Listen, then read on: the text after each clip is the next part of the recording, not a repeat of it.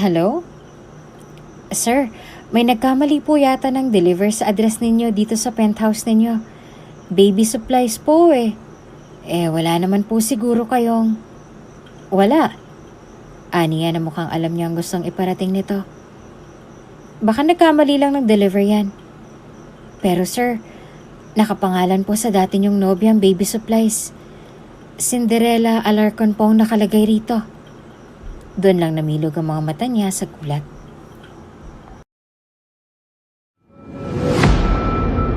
Kung bago ka pa lang sa channel na ito, Ate Jane TV, huwag kalimutang pindutin ang notification bell and subscribe button. Sana po hindi naman malaking abala sa inyo ang pagpindot ng subscribe button dahil ang kapalit po nito ay ang pagsuporta para makapag-produce ng mga libreng stories sa mga channels ni Ate Jane. Maraming salamat!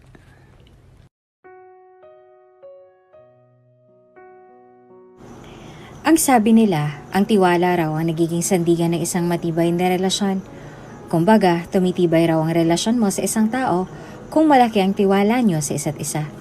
Yung tipong isang salita niya lang bibigay ka agad dahil malaki ang respeto at tiwala mo sa lahat ng desisyon niya. Isang salita niya lang, kuhang-kuha niya na kaagad ang tiwala mo. Yung para bang wala kang ibang ginagawa kung hindi ang maniwala sa kanya sa lahat ng mga sinasabi niya. Kaya naman minsan ay umaabot pa sa puntong napapahama ka na sa oras na magkamali siya. Ang sabi pa nila, ang tiwala raw ang nagiging susi sa lahat. Susi sa pagkakaroon ng magandang relasyon mo sa ibang tao. At kung minsan ay nagiging susi rin sa mga bagay na pwede mong ikapahamak. Paano kung ang labis mong pagtitiwala sa isang tao ang maging dahilan sa kapahamakan mo? At paano kung ang kawalan mo naman ng tiwala sa taong mahal mo ang maging dahilan sa pagkawasak ng relasyon ninyong dalawa? Paano mo nga bang malalaman kung nagsasabi nga ba ng totoo ang isang tao? At paano kung dumating din sa puntong nawala ng tiwala mo sa kanya nang dahil lang sa isang maling akala mo sa kanya? Magtitiwala ka pa ba sa taong mahal mo kung nakagawa ng mali na pwede mong ikasira ng relasyon ninyong dalawa? Cinderella! Lumaki si Cinderella sa isang mahirap na pamilya. Sa isang pamilyang kung hindi ka magsisipag sa pagtatrabaho, walang mangyayari sa'yo. Siyang breadwinner nila kaya naman kahit na naging mahirap para kay Cinderella ang huminto sa pag-aaral, wala na rin siyang nagawa kung hindi ang huminto. Parehong walang mga trabaho ang mga magulang niya sa probinsya. Kaya naman ang sandaling magkaroon siya ng oportunidad na makapunta at makahanap ng trabaho sa syudad, sinamantala niya ng pagkakataong yon upang makatulong sa mga magulang niya. Palibhasa kasi siya ang pinakamatanda sa kanilang magkakapatid. Parehong nag-aaral pa sa high school ang dalawa niyang kapatid at wala namang ibang sumusuporta sa kanila kung hindi siya lang. Cinderella! Muling tawag ng manager sa kanya bago siya nito hinarap na animong naghahabol pa ng hininga. Anong nangyari sa'yo at bakit late ka na naman? Alam mo naman na medyo busy ang restaurant ngayon. Dagdag pa nito. Wala siyang ibang nagawa kung hindi ang mapakamot na lang sa ulo bago nahihiyang humarap sa manager niya. Nagkaroon lang po kasi ng problema sa... Nako, hindi mo na ako madadaan sa mga ganyang palusot mo. Sambit nito bago nito inabot sa kanyang uniform niya na ikinangwi niya na lang. 3 drinks sa table 3, pakibilisan. Kailangan nating maghanda dahil pupunta rito yung mga owners. Bilin pa nito bago siya nito tinalikuran. Walang ibang nagawa si Cinderella kung hindi ang dumiretso sa loob habang hawak ang uniforme niya. Pagpasok niya pa lang sa dining ay nakita niya ng mga kasamahan niyang abala na sa kanilang mga trabaho. Siya na lang yata hindi pa nakahanda hanggang ngayon. Kasalanan niya ba kung nagkaroon ng problema ang bus na sinasakyan niya kanina? First time mo ah. Natatawang biro ni Jules nang sandaling lumabas siya sa comfort room. Suot na ang uniformeng inabot sa kanya kanina ng manager. Huwag ka nang magmadali, Cinderella. Ako nang nagbigay ng drink sa mga lalaking nakaupo sa table 3. Pasensya ka na talaga, Jules ha. Pati tuloy ikaw na damay pa. Aniya na natatawa naman itong ikinakamot sa ulo. Hindi ka na dapat nag-abala pa. Hindi naman ako ganun kabagal sa pagbihis. At isa pa, sakit siya ng trabaho mo. Dagdag pa niya. Ano na lang ang iisipin ni sir kapag nakita niyang nagsiserve ka ng drink sa labas? Okay lang yan. At huwag ka mag-alala dahil si Sir Jun din naman ang nag-utos sa akin kanina. Malakas ka naman sa akin. At isa pa, Cindy, hindi naman abala sa akin since hindi naman ako busy kanina. Sambit ni Jules bago niya inabot kay Cinderella ang notepad at pen na dinampot niya kanina sa bag nito. Sige na, mag-umpisa ka na. Baka mapagalitan ka pa ni Sir June. Salamat ulit. Aniya bago siya nagmamadaling nagtungo sa loob ng restaurant. May 3 taon na si Cinderella sa trabaho niya rito sa restaurant. Isa siyang serbidora kaya naman kahit na medyo hectic ang schedule niya sa trabaho, hindi niya pa rin nakakaligtaang kamustahin ang mga magulang niya. Kahit na minsan ay ginagabi na siya ng uwi sa tuwing mag-overtime siya sa trabaho. Medyo malaki ang restaurant kaya naman medyo marami rin ang serbidora roon. Kilala na rin naman siya ng manager dahil itanggi niya man o sa hindi ay medyo malaking asset si Cinderella sa restaurant at hindi niya ito kailanman tatanggalin kahit na minsan ay madalas itong nahuhuli sa trabaho nitong mga nakaraang araw. Nako, buti na lang hindi ka tinanggal ni Sir June. Natatawang saad ni Chelsea bago siya sumandal sa counter nang nag-break time sila ng mga oras na yon. Alam mo ba yung baguhan na tinanggap lang last week? 20 minutes lang na late, natanggal niya kaagad. Natawa si Jules sa tabi nila. Bago nga hindi ba? Kapag bago ka sa trabaho mo, syempre kailangan mong magpa-impress. Aniya na mong pinagtanggol ang serbidorang natanggal kahapon. So, kapag matagal na sa serbisyo, allowed nang mahuli sa call time, ganon? Hoy, baka mag-away pa kayo dyan. Sabat ni Ana bago siya bumaling ng tingin kay Cinderella na ngayon ay walang ibang nagawa kung hindi ang umuso sa gilid. Ikaw kasing babae ka. Bakit nahuli ka kanina? Tama si Chelsea. Pasalamat ka talaga at matagal ka nang kilala ni Sir June. Dahil kung hindi, nako, baka matagal ka na niyang tinanggal sa trabaho mo. Nagkaroon lang kasi ng aberya sa bus kanina na sinasakyan ko. Sagot niya na halata naman sa mga kasamahan niya na hindi sila kumbinsido. Hindi kayo naniniwala? Gusto niyo ba ng resibo? Tanong niya na ikinatawa nilang 4. Hindi rin naman nagtagal ang usapan nila tungkol sa bagay na yon dahil sa ibang bagay na tumalo ng usapan nila. Aminin man ni Cinderella o hindi, ay medyo malaki ang pasasalamat niya sa mga kaibigan. Lalong-lalo na kay Jules na walang ibang ginawa kung hindi ang suportahan siya sa lahat ng mga bagay at problemang meron siya. Para bang nagkaroon siya ng kapatid sa Maynila simula nang dumating si Jules sa buhay niya. Kahit na minsan na ring nasira ang pagkakaibigan nila noon ang dahil sa biglaang pagkakagusto ni Jules sa kanya, hindi pa rin iyon naging dahilan upang tuluyang masira ang relasyong meron sila noon. Sa kabutihang palad ay open-minded naman ang kaibigan niya kaya naman hindi nagkaroon ng lamat ang pagkakaibigan nila, lalo na nang binasted niya ito sa panliligaw niya noon sa dalaga. Naiintindihan naman kita, Cindy. Alam ko naman na kapatid lang ang turing mo sa akin. Sagot ni Jules sa kanila nang muling maungkat ang tungkol sa nakaraan nilang dalawa. Bahagyang tumawa si Jules kaya naman kahit na papaano ay muling gumaan ang pakiramdam nila sa isa't isa. Siguro nga ay isa iyon sa mga bagay na ipinagpapasalamat ni Cinderella sa kanya. Kung hindi lang talaga open-minded si Jules sa ganoong klase ng rejection at kung nag-i-insist siya sa panliligaw sa dalaga kahit na wala na siyang pag-asa rito, baka nga matagal na rin nag-resign si Cinderella sa trabaho. Ayaw niya kasi ng may nobyo o kahit na sinong umaaligid sa kanya sa trabaho dahil naniniwala siya na distraction lang ang aabutin niya kung sakali mang tumanggap siya ng manliligaw. Salamat ulit sa paghatid. Paalam ni Cinderella. Nakangiti lang siyang tinanguan ni Jules bago nito sinuot ang helmet niya at sumakay na nga sa motor na ginamit niya sa paghatid sa dalaga. Pinanood pa muna ni Cinderella na makaalis ang binata bago pa man siya pumasok sa apartment na tinutuluyan niya. Aminin niya man o sa hindi ay tila ba malaking na itutulong sa kanya ng trabaho niya ngayon. Kilala si Cinderella bilang isang mahiyain at tahimik lang sa trabaho niya. Iyon din ang dahilan kung bakit ilan lang mga katrabaho niyang nakakaintindi sa sitwasyon niya ngayon. Malaking pasasalamat niya dahil kahit na ganoon ay wala namang nambuyo sa kanya. Noong una meron. Pero siguro dahil rin sa baguhan pa siya noon.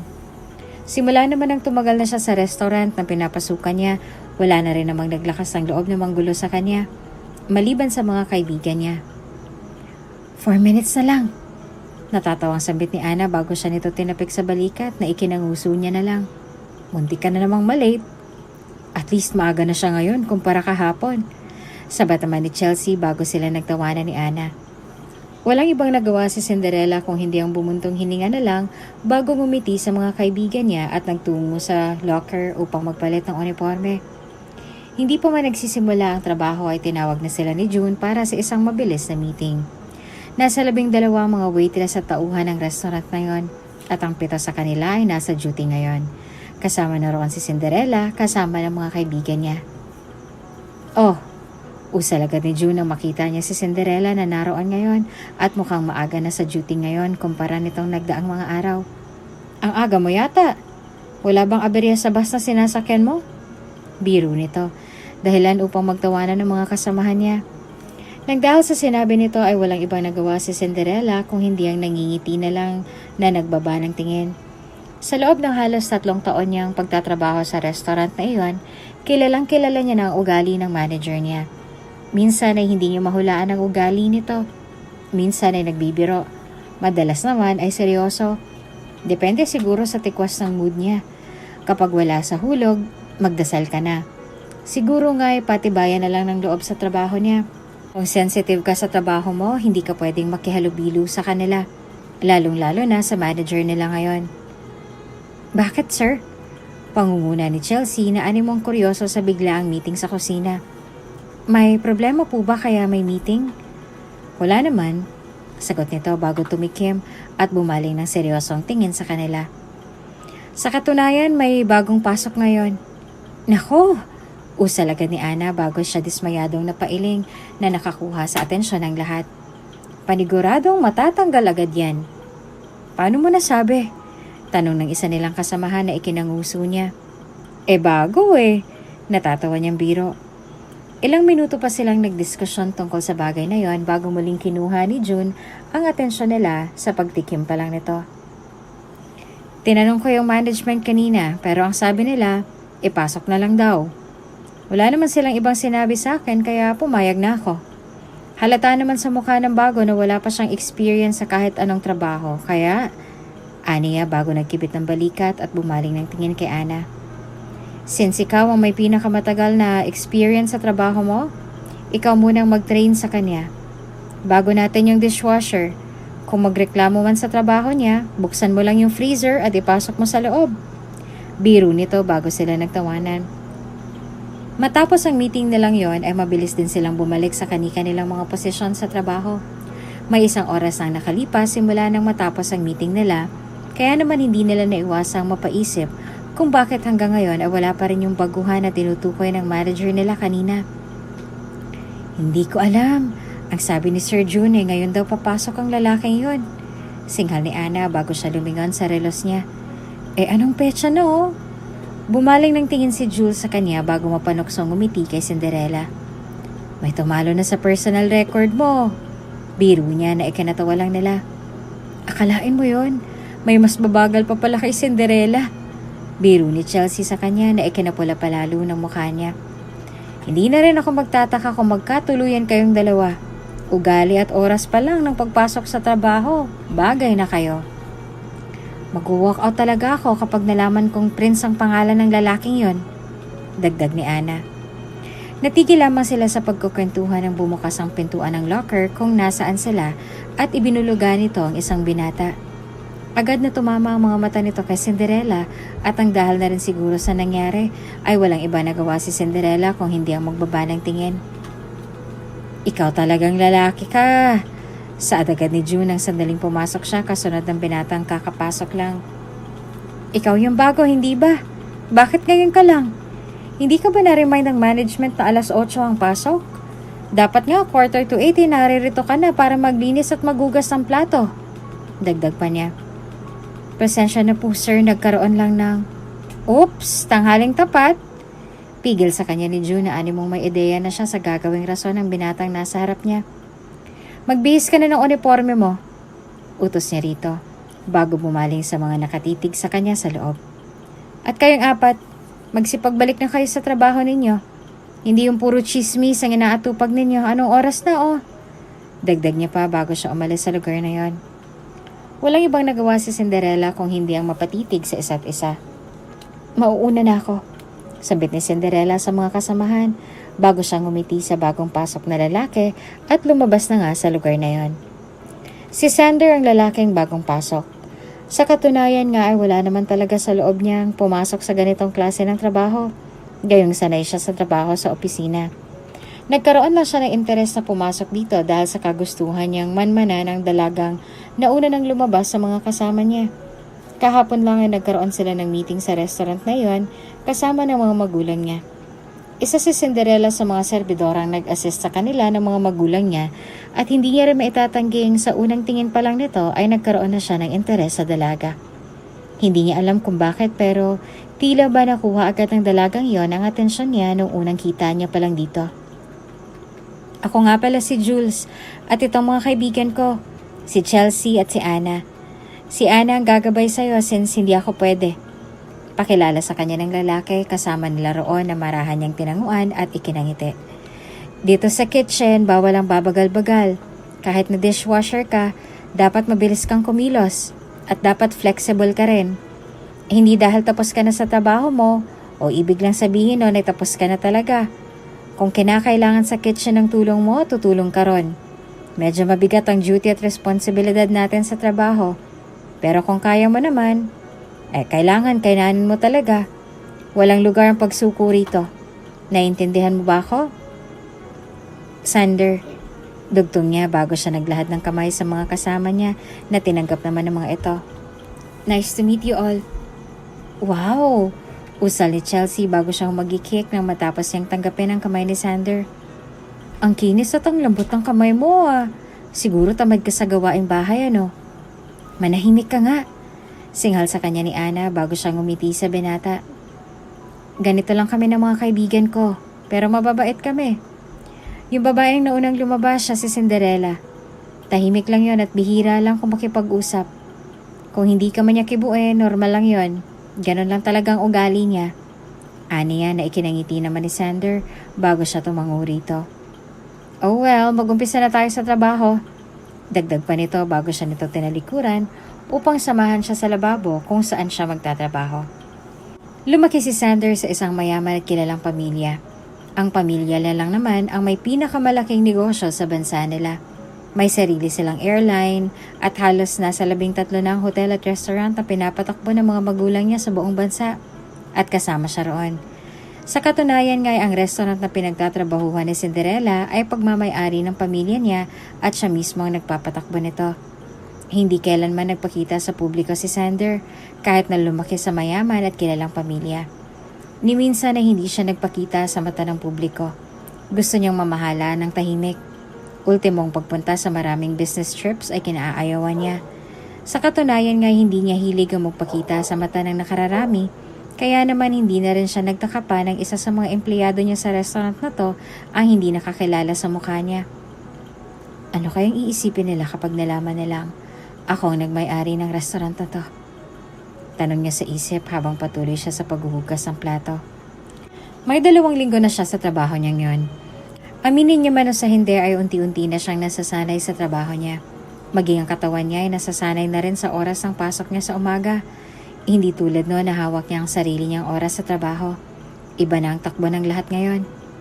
Wala man siyang nararamdamang pagsisisi sa sarili niya dahil aminin niya man o sa hindi ay nag-e-enjoy siya rito ngayon kumpara sa opisina niya na wala naman siyang ibang kasama kung hindi ang mga papeles at dokumento niya na kailangan lang permahan. Dito kahit napapaano ay nasasanay siya sa mga trabahong maliliit. Siguro ay ito na rin ang magiging stepping stone niya sa lahat. Ito na rin ang stepping stone niya para mapalapit kay. Pasensya na sa nangyari kanina, sambit ni Cinderella bago niya inilapag ang mga platong dala niya sa lababo. Agad na natigilan si Sander bago siya bumaling ng tingin kay Cinderella na ngayon ay walang ibang nagawa kung hindi ang tumitig sa sink kung saan niya inilapag ang mga platong nanggaling sa labas. Mabait naman na tao si Jules. Baka napikon lang siya kaya kanya napagtaasan ng boses kanina. Pagpasensyahan mo na siya, Sander. Nasa ospital kasi ang nanay niya ngayon at nangangailangan ng operasyon sa bituka. Mahaba nitong paliwanag bago bumaling sa kanya at ngumiti na ginantihan niya naman. Alam mo naman si Jules, kaisa-isang anak lang ng mga magulang niya. Wala siyang ibang pinagkukuhanan ng lakas kung hindi ang nanay niya kaya pagpasensyahan mo na siya. Huwag ka mag-alala dahil pinagsabihan na rin namin siya ng mga kaibigan ko. Alam ko naman yon, Cinderella. At saka alam ko rin sa sarili ko na may kasalanan din naman ako sa nangyari. Aniya bago siya bahagyang natawa nang muling maalala ang nangyari kanina. May kasalanan ako. May 2 linggo na ako rito sa trabaho ko pero hanggang ngayon, nagkakamali pa rin ako. Kahit sino naman mapipikon. Sabat ni Chelsea nakakapasok lang sa kitchen kung nasa ng dalawa. Mapaglaro siyang bumaling ng tingin sa dalawa bago napanguso ng maalala ang nangyari kanina. Ikaw na rin mismo ang nagsabi. May 2 linggo ka na sa trabaho mo pero hanggang ngayon, hindi ka pa rin bihasa sa paghuhugas ng plato. Yung totoo, Sander, anak mayaman ka ba talaga? Osyoso nito na ikinanguso niya na lang. Ibang pakiramdam ko sa'yo eh. Siguro nagpapanggap ka lang ano? May minaman-manan ka ba rito sa loob? Alam mo Chelsea, tumigil ka nga. Sabit ni Cinderella bago umismid sa kanya na ikinatawan niya na lang. Masyado ka nagiging addict sa K-drama. Walang ganon sa Pilipinas. Lalong-lalo na dito sa trabaho natin, okay? Aniya bago bumaling ng tingin kay Sander. Yung sinabi ko sa'yo pagpasensyahan mo na si Jules. May pinagdaraanan lang, kaya ganon. Speaking of Jules, kita ko nga sa mukha niya na problemado siya. Sabat ni Chelsea sa kanya na animong naaawa pa sa problemang kinahaharap ng kaibigan nila. Alam mo kung may pera lang ako, hindi talaga ako magdadalawang isip na tumulong sa kanila ng nanay niya. Hoy mga babae, anong ginagawa niyo rito? Singhal ni Ana bago niya kinurot ang dalawa sa tagiliran na ikinaarko naman ang mga likod nito. Magsibalik na kayo roon sa mga areas ninyo at maraming tao doon. Dagsa! Bumaling siya kay Sander at ngayon ay walang ibang ginawa kung hindi ang magpatuloy sa paghuhugas ng pinggan. At ikaw, Sander, ipinapatawag ka ni Sir June sa opisina niya ngayon. Ako? May iba pa bang Sander rito? Taas kilay na biro ni Chelsea bago humagalpak sa kakatawa. Walang ibang nagawa si Ana kung hindi ang umismid sa kanya bago tumango sa binatang naghihintay ng isasagot niya. Oh, kagagaling niya lang sa meeting kasama ng mga owner. Hindi ko alam kung bakit pero namumutla na siya nung kinakausap ko kanina. Sagot niya bago nagkipit ng balikat sa kanya. Advance good luck nga pala sa mga platong nabasag ninyong dalawa ni Jules kanina. Baka iyon din ang dahilan sa kung bakit kanya ipinapatawag. Sambit ni Chelsea dahilan upang makuha niya ang atensyon ng mga kaibigan niya. 2 lang yan eh. It's either ipapabayad sa inyong dalawa ni Jules lahat ng mga plato at basong nabasag ninyong dalawa kanina, o baka naman, sisisantihin kayong dalawa ng dahil sa nangyari. Hindi naman siguro. Sagot ni Cinderella bago bumaling ng tingin kay Sander at ngumiti. Hindi naman ganun si Sir at isa pa, alam niyo naman ang problema ang kinahaharap ni Jules ngayon kaya imposibleng tanggalin siya sa trabaho niya. Sobrang daling sabihin sa'yo niyan. Palibhasa kasi paborito ka ni Sir June. Sambit ni Chelsea bago pabirong umismid sa kanya at humalukip-kip mismo sa harap niya. Siguro may relasyon kayo, no? Ano? May relasyon kayo ng manager natin? Taas kilay na baling ni Sander sa kanya dahilan upang mas lalo lamang mamula ang mukha ni Cinderella. Totoo ba yon? Ano ka ba naman, Sander? Nagbibiro lang ako. Bawi agad ni Chelsea bago siya natatawang umiling sa binata na ngayon ay kunot noo pa rin nakatitig kay Cinderella na ngayon ay wala namang ibang nagawa kung hindi ang umuso sa kanya at namumulang nag-iwas ng tingin sa mga kaibigan niya. Ang bilis mo namang mauto. Siguro uto-uto ka, no? Marami pang sinabi si Chelsea na pang-aasar sa kanya. Sa halip na pakinggan ang lahat ng iyon ay naging abala pa ang isip niya sa maraming bagay. Hindi niya alam pero tila ba may inis siyang nararamdaman nang sinubukan ni Chelsea na ipares ang manager niya ngayon sa babaeng pinopormahan at lihim niyang pinagmamasdan mula sa malayo. Wala siyang karapatan kay Cinderella. Pero hindi niya maintindihan kung bakit ganito ang pakiramdam niya ngayon. Kung umasta siya ay para bang sa kanya na ang dalaga at pagmamayari niya na ito, na kung tutuusin nga ay wala naman siyang pag-asa rito. Ni hindi nga siya makaporma ng maayos dito dahil kakakilala lang nilang dalawa. Pagkatapos ay malalaman niyang tungkol sa manager nila at sa babaeng pinopormahan niya. Have a seat, sir. Sambit ni June bago niya iminuwestra sa binata ang upuan. Kung hindi pa man po kami nag-meeting ng management kanina kasama ng chairman, hindi ko pa po malalaman na kayo po palang owner ng restaurant na to. Nahihiya nitong sambit na tipid na ikinaangat ang labi niya para sa isang ngisi. Hindi ko lang po maintindihan kung bakit kayo nag-apply bilang dishwasher sa sarili niyong restaurant.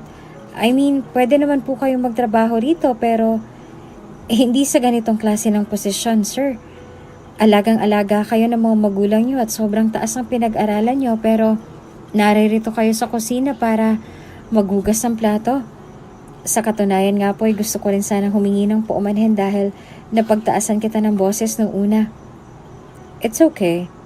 Ginusto ko rin namang itago sa inyo ang identity ko. So I expected that.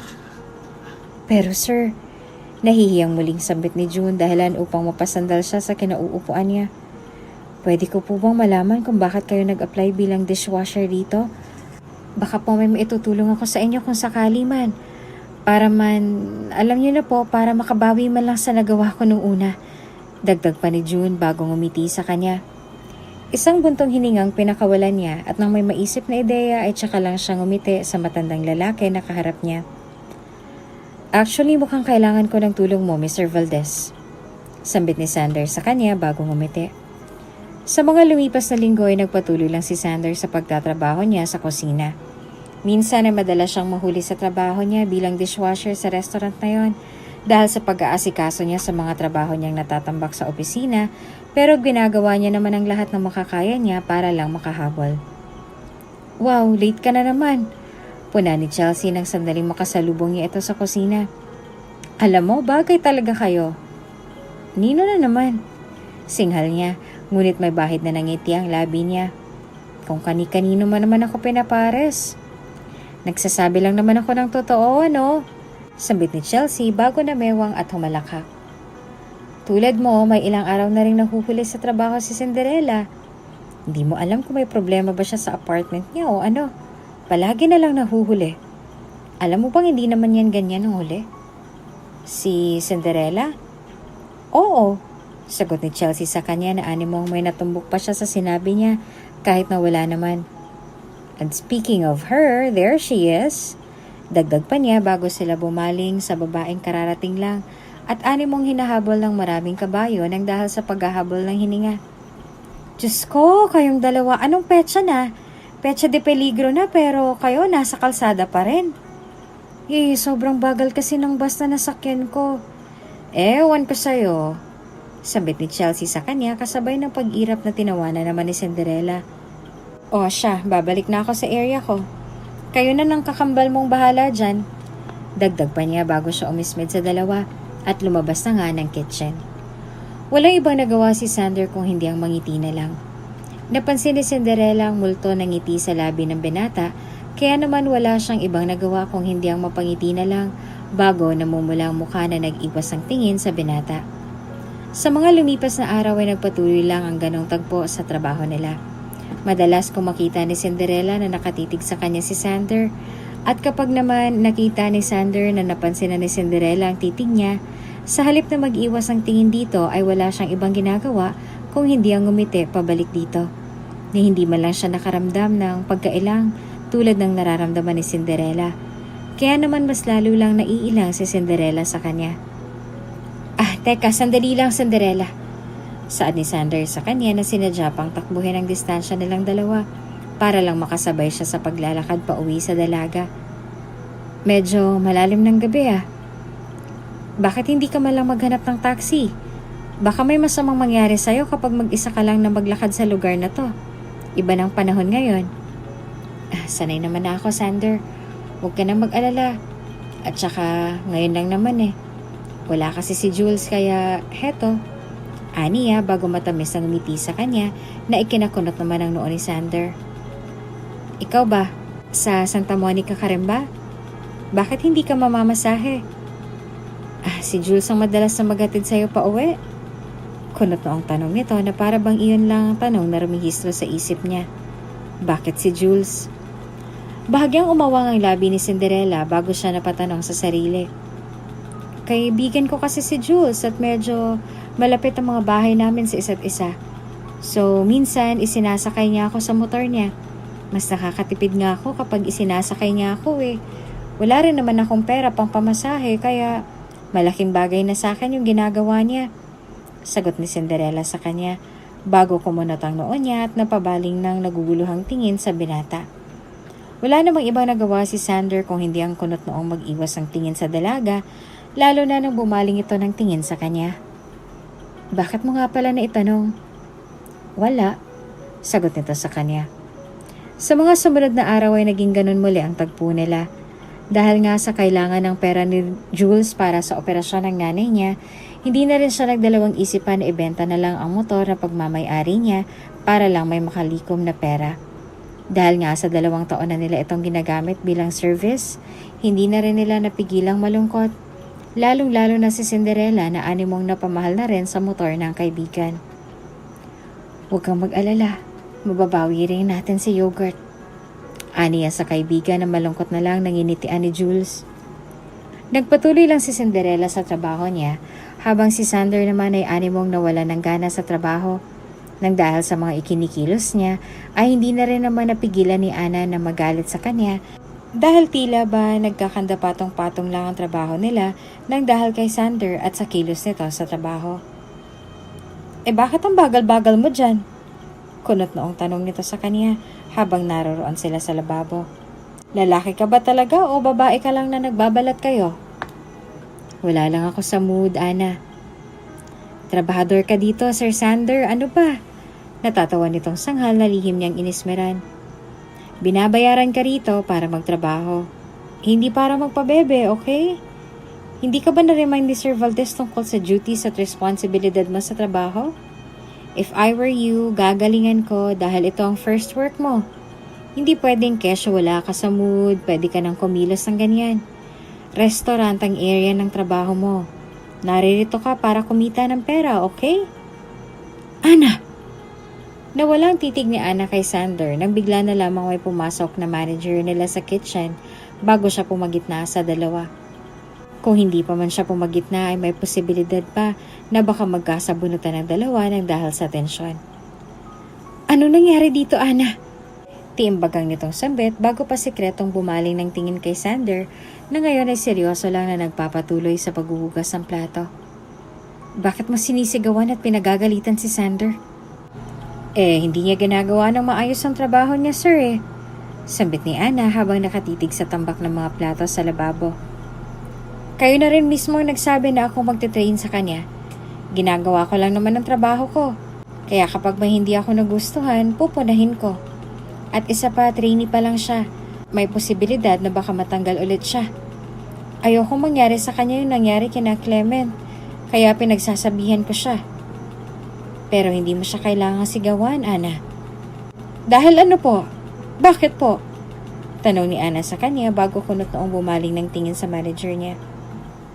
Bawal ko na po bang gawin ang responsibilidad ko bilang trainer niya, sir? Ana. Okay lang po, sir.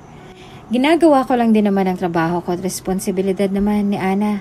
Napagalitan ako. Lalo na kapag nawawalan ako ng interes sa trabaho ko. Sabat ni Sander para lamang mahinto ang dalawa sa sagutan nila. It's okay, sir. I can handle it.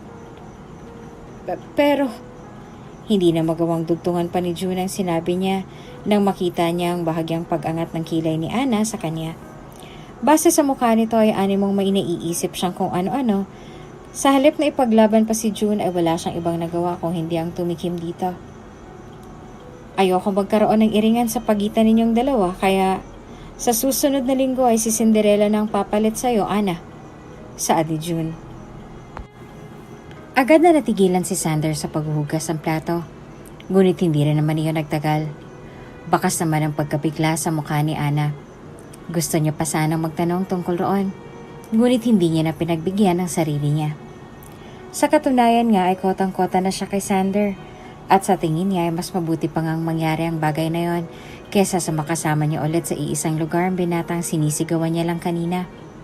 Ilang beses niya na itong pinagsabihang ayusin ang trabaho niya pero wala naman itong ibang ginagawa. Hindi niya rin maintindihan kung paano natanggap si Sander kung ganitong ipinapakita niyang kilos sa kanila, lalo na ngayong hindi pa naman siya regular sa trabaho niya. Late ka na naman. Puna na naman ni Chelsea na makasalubong niya sa pintuan ng dining si Sander. Alam mo, duda na ako sa'yo May relasyon ba talaga kayo ni Sir June kaya hindi kanya pinupuna? Relasyon na naman? Ano na namang sinasabi mo? Natatawang sagot sa kanya ni Sander. Bago siya umaling at may ngiti niyang nilagpasan. Napansin ni Ana iyon kaya naman nang makalagpas si Sander kay Chelsea ay iyon ang ginamit niyang pagkakataon upang mapalapit sa dalaga. Duda talaga ako dyan kay Sander. Samit ni Chelsea nang tumambi sa kanya si Ana habang nakatitig sila sa binatang naglalakad patungo sa locker room. Pakiramdam ko may something talaga, Ana. Kung makakilos at kung makaasta kasi siya, para bang may posisyon siya sa restaurant na to. Yun din nga ang tingin ko eh. Sagot ni Ana sa kanya, dahilan upang bumaling ng tingin si Chelsea sa kanya. Nitong nakaraang linggo'y muntik na kaming mapangbuno sa kitchen. Dumating na lang si Sir June kaya hindi ko siya nasapok. Ito namang manager natin, hindi pa man pinapakinggan yung side ko. Para bang nakakampi na kaagad kay Sir Sander. My God, what if? Sambit ni Chelsea bago bumaling sa harap. What if may relasyon silang dalawa ni Sir June? Oh, ha? Sambit ni Ana bago siya kunot noong bumaling kay Chelsea na animong seryoso pa sa sinabi niya. Alam mo Chelsea, minsan wala ka talagang kwentang kausap eh. Ani yan na ikinatawa na lang nito. Hindi na nagulat si Sander na makasalubong niya sa locker si Cinderella. Bahagya pa siyang napaayos sa pagkakatayo niya at ngumiti sa dalaga na animong nakakita ng multo sa biglaan niyang pagsulpot sa harap nito. Kararating mo lang din? Tanong niya sa dalaga bago siya dumiretso sa locker niya. Hindi na rin siya nahiya pa sa dalaga dahil kahit na naroroon si Cinderella sa gilid niya, nagawa niya pa rin kumuha ng lakas ng loob upang magbihis sa harapan nito. Nang dahil sa nangyari ay agad na tumalikod si Cinderella sa gawin niya kaya naman bahagya pa siyang natawa sa isip niya. Magpaalam ka naman bago ka maghubad. Sambit ni Cinderella bago siya napanguso at nagmamadaling lumabas mula sa locker room. Simula nang inilipat ni June si Ana sa labas, si Cinderella nang pumalit sa pwesto niya sa pagtuturo at pagtulong kay Sander sa kusina. Kahit na papaano ay naging komportable na rin si Cinderella kay Sander. Dahil bukod sa madaldal ito, hindi rin naman ito ganong kahirap pakisamahan. Marami itong ikinakwento sa kanya tungkol sa business na hindi niya naman masundan dahil hindi naman siya interesado sa bagay na yon. Bakit siya magkakaroon ng interes sa isang bagay na ni minsan ay hindi niya naman naranasang hawakan, hindi ba? Kahit na papaano ay naging maganda naman ang pagtatrabaho niya sa kusina. Hindi tulad sa dining. Hindi siya masyadong pagod dito. Hindi rin naman siya nakakaramdam ng bagot dahil naririto naman si Sander upang kausapin siya ng kausapin. Kahit na minsan ay lumulutang na rin ang isip niya sa kung ano-anong bagay. Hindi nagtagal ay unti-unti na rin silang nagkalapit. Maging si Chelsea ay nahihiwagaan na rin dahil ito pa lang ang kauna-unang pagkakataon na nakita nilang komportable si Cinderella sa isang tao. Sa kabilang banda naman ay wala namang ibang nagawa si Jules kung hindi ang magselos mula sa malayo. Nang hindi na makayanan ng selos niya ay wala na rin siyang nagawa kung hindi ang mag-resign sa trabaho. Ni hindi na rin siya nagpaalam pa kay Cinderella. Kaya naman pakiramdam ni Cinderella ay tuluyan na siyang iniwan ni Jules. Neha-neho ay wala man lang itong naging paalam sa kanya. Kaya naman nakaramdam pa siya ng dismaya at tampo para sa kaibigan. Hanggang sa unti-unti ay nagkaroon na ng pagkakataon si Sander na umamin ng nararamdaman niya sa dalaga. Hindi rin naman naging mahirap sa kanyang umamin. Tuwa rin naman ang una niyang naramdaman, lalo na nang malaman niyang parehas lamang sila ng nararamdaman para sa isa't isa. Gusto rin kita, nahihiyang sambit ni Cinderella. Nang dahil sa labis na tuwa ay hindi rin naman napigilan ni Sander ang hilahin palapit sa kanyang dalaga upang gawaran ng isang mahigpit na yakap na ikinatuwa naman ito. Doon lang napatunayan ni Sander na seryoso siya sa dalaga. Ang ugali ng dalagang ito ang hinahanap niya nung una pa lang. Sa kauna-unahang pagkakataon ay tumibok ang malamig niyang puso. Ang buong akala niya hindi na niya makikilala pa ang babaeng magpapainit sa puso niya. Ngunit ang dumating si Cinderella sa buhay niya, doon lang niya naramdaman ang kagustuhang magkaroon ng pamilya. Doon niya lang napatunayan sa sarili niya na siguradong sigurado na siya kay Cinderella. At siguradong sigurado na siya sa sarili niya na ito na ang babaeng gusto niya makasama ng panghabang buhay. Balita ko, may girlfriend ka na. Sambit ng nanay ni Sander nang sandaling bisitahin niya sa penthouse nito ang anak. Sinabi sa akin ng sekretarya mo na nitong mga nakalipas na buwan ay wala kang ibang ginawa sa opisina mo. Madalas kang umalis tuwing umaga at babalik ka lang kapag pumatak ng alas 4 ng hapon sa orasan. Umamin ka nga sa akin, Sander. May iba ka pa bang pinupuntahan o may girlfriend ka ng pinaglalaanan mo ng oras? Taas kilay nitong osyoso sa mga gawain ng anak niya. At kung totoo man ang balitang may pinapormahan ka ng babae, bakit hindi mo siya ipakilala sa akin, Aber? Ikinakahiya mo ba siya? Alam ko kasi nahuhusgahan mo siya, Mama. Wow! Natatawa nitong usal na lihim na inismera ni Sander. Anong tingin mo sa akin, Sander? Judger. Anak kita, Sander. At may karapatan akong husgahan lahat ng babaeng ginugusto mo. Kaya nga ayaw ko siyang ipakilala sa'yo dahil alam kong ganyan ang sasabihin mo. Sabit ni Sander bago siya tumayo sa sofa habang ang nanay niya naman ay walang ibang nagawa kung hindi ang namamanghang na pabaling ng tingin sa kanya. Umuwi ka na, Mama. May gagawin pa ako sa opisina. Hindi ako matatahimik hanggat hindi mo na ipapakilala sa akin yung girlfriend mo, Sander. I swear, hindi kita patatahimikin. Sabit nito na ikinakunot na lang ng noon niya bago siya dismayadong napailing sa sarili. Huwag mo kong hintayong mag-hire ng private investigator para lang pasundan niyang... Fine, sabit ni Sander bago siya bumaling ng tingin sa nanay.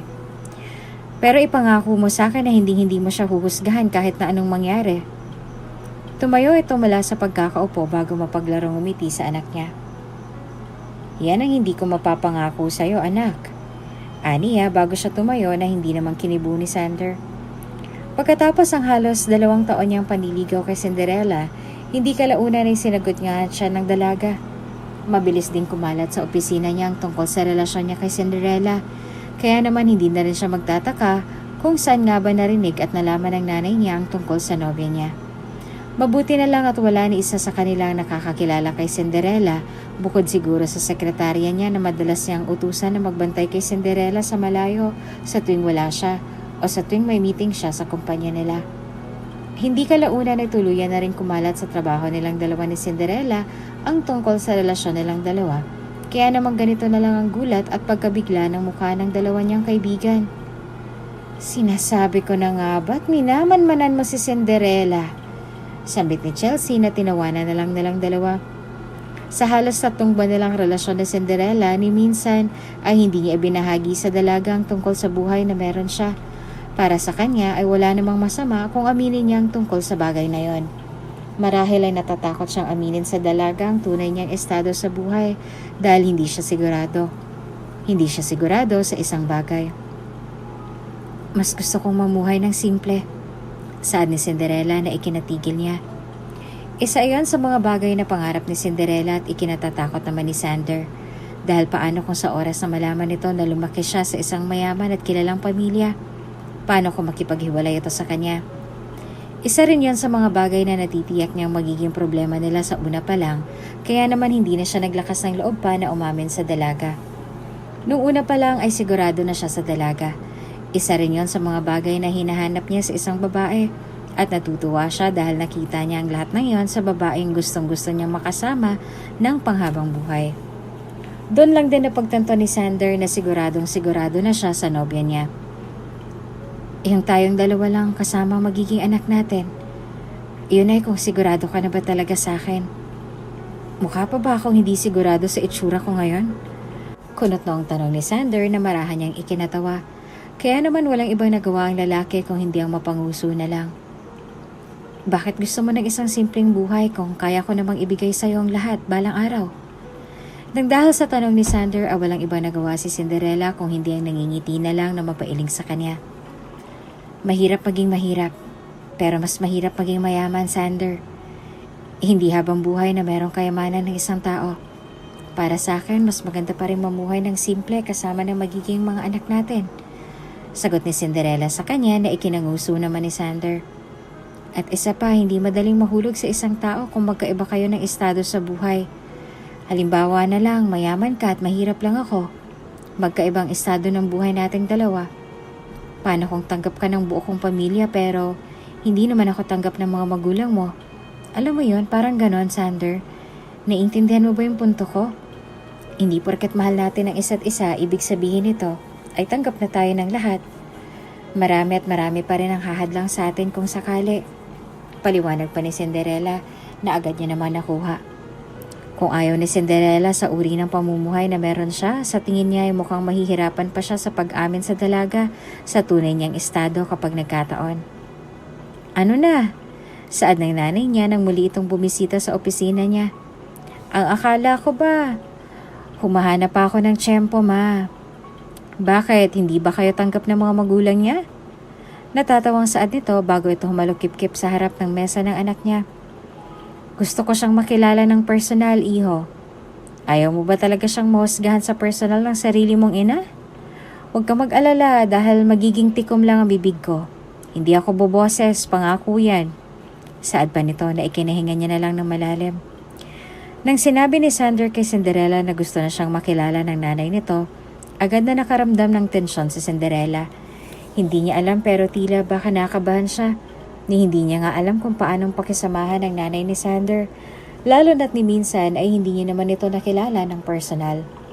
Legal na si Sander sa pamilya ni Cinderella kaya naman ngayong si Sander naman ang magpapakilala sa kanya sa mga magulang niya. Hindi niya napigilan ang sarili niyang makaramdam ng tensyon at saya. Ang saya nga lang na iyon ay agad na natuldukan. Lalo na nang hinila siya ni Sander at inalalayang umupo sa bakanteng upuan sa harap mismo ng nanay niya. Agad na namilog ang mga mata ni Cinderella at agad ding nakaramdam ng pagkagulat nang sandaling mag-cruise ang mata nilang dalawa ng nanay ni Sander. Sa halos 4 na taon niyang pagtatrabaho sa restaurant ay kilala niya na ang mukha ng owner nito. Sa olado niya na ang mukha ng chairman at ang asawa nito. Kaya naman nang makita niya ito nakaupo sa mesa kasama niya, doon niya lang napagtagpi-tagpi ang lahat. Gulat na bumaling ng tingin si Cinderella kay Sander na ngayon ay walang ibang nagawa kung hindi ang pekeng ngumiti sa kanya bago bumaling sa nanay niya ngayon ay kunot noong pinagmamasan si Cinderella. I don't like her. Sambit ng nanay niya nang muli silang mapag-isa sa opisina nito. Naging maganda naman ang pakikitungo ng nanay niya kay Cinderella kahapon sa dinner. Kaya naman hindi matukoy ni Sander kung bakit ganito na lang ang opinyon ng nanay niya kay Cinderella. Kaya naging maganda naman ang kwentuhan nila kahapon. Base sa mga tanong ng nanay niya kay Cinderella kahapon ay animong interesado siya sa dalaga. Ngunit nang malaman ng nanay niya na dating magsasaka ang mga magulang niya sa probinsya, doon lang tila ba nagbagong ihip ng hangin sa mesa nila kahapon. Ang buong akala ni Sander ay magiging okay na ang lahat. Iyon pala ay pagbabalat kayo lang ang ginawa ng nanay niya kahapon para lang hindi masaktan ang damdamin niya. Mama, anak ng magsasaka, Sander? Sambit nito na may bahid ng pandindiri na inismira naman si Sander. Sander, iho, hindi kita pinalaki at pinag-aral sa isang prestiyosong paaralan para lang makipagrelasyon sa ganong klase ng tao, sa mababang uri ng tao tulad nila. Sander, gumising ka naman. Mukha namang ginagamit ka lang ng babaeng yun dahil alam niyang may mahihita sila at may papapakinabangan sa'yo. I spent my 1 year working with her sa restaurant, ma. Pag-amin ni Sander sa nanay niya na mas lalong ikinalaki ng mga mata nito sa gulat. Ni minsan hindi ko sinabi sa kanyang tunay na estado ng buhay ko. Walang nakakaalam sa kanila ng tunay kong katauhan. Kaya imposible ang sinasabi mo. Wala siyang interes sa buhay na meron ako. At kung yon ang kinakatakot mo, ma, hindi mo na kailangang makaramdam pa ng takot. Even so, galing pa rin siya sa mahirap na pamilya. Galing man siya sa mahirap, o kung lumaki man siya sa kilalang pamilya, wala ka nang pakialam doon, ma. Hindi ikaw ang papasok sa relasyon. Kung lokohin niya man ako, wala ka nang pakialam doon. So, handa ka magpaloko sa babaeng yon, Sander? Nakangisin nitong tanong na ikinaangat ng labi niya. Oo, dahil ganon ko siya kamahal, mama. Sagot ni Sander sa kanya na ikinabuntong hininga na lang nito at inilingan niya na lang na animong dismayado sa nagawang desisyon ng anak. At kung may bala ka man laban sa aming dalawa, hindi ako magdadalawang isip na labanan ka. Kaya ko siyang ipaglaban, ma, at gagawin ko ang lahat para lang hindi kami masirang dalawa. Dagdag pa niya. Kinabukasan ay muli silang nagkita ni Cinderella sa trabaho nila. Kung noon ay sinalubong siya nito ng ngiti, isang blankong ekspresyon naman ang ibinigay nito sa kanya nang sandaling mag-cruise ang mata nilang dalawa sa loob ng locker room. Good morning. Anong ginagawa mo rito, Sander? Tanong ni Cinderella sa kanya na hindi nakatakas sa pandinig ng kararating lang na si Chelsea. Bakit nandito ka? Oops, amoy away. Sambit ni Chelsea bago siya umatras at lumabas na ng locker room para mabigyan ng dalawa ng oras na makapag-usap bago pa man magsimula ang trabaho nila. Nang makalabas si Chelsea doon ay nagkaroon ng pagkakataon si Sander na hawakan ng dalaga na ikinaiwas na lang nito ng tingin. Nang makita ang bahagyang pagkunot ng noon nito ay walang ibang nagawa si Sander kung hindi ang mapangiti na lang na mas lalong ikinapula ng mukha ni Cinderella. Alam kong galit ka. Alam mo naman pala eh. Anong ginagawa mo ngayon? Inis niyang sagot bago niya bahagyang binawi ang kamay niya na tinawanan naman ni Sander. Ang kapal din naman ng mukha mong tawanan ako. Ang cute mo kasi, Cinderella. Sagot ni Sander sa kanya na inismera niya na lang. Pwede ba tayo mag-usap? Let's talk. Gusto ko lang linawin sa'yo ang lahat. Bakit mo palilinawin kung naging malinaw na rin naman sa akin lahat ng nakita ko nung isang araw? Tanong ni Cinderella sa kanya na mas lalo niyang ikinanguso. Kaya pala kahit na anong pilit ko sa'yo, na gusto ko ng simpleng buhay. Wala kang ibang ginawa kung hinding isingit yang kesyo. Kaya naman kitang buhayan. Paano kung mayaman? Paano kung kaya ko namang ibigay sa'yo ang lahat? Singal ni Cinderella na tinawanan niya na lang. Kaya pala todo ka kung mag-react sa tuwing sinasabi kong gusto ko ng simpleng buhay. Hindi mo pala magagawa yan dahil ikaw sa sarili mo, galing ka sa mayamang pamilya. Come on, Cinderella.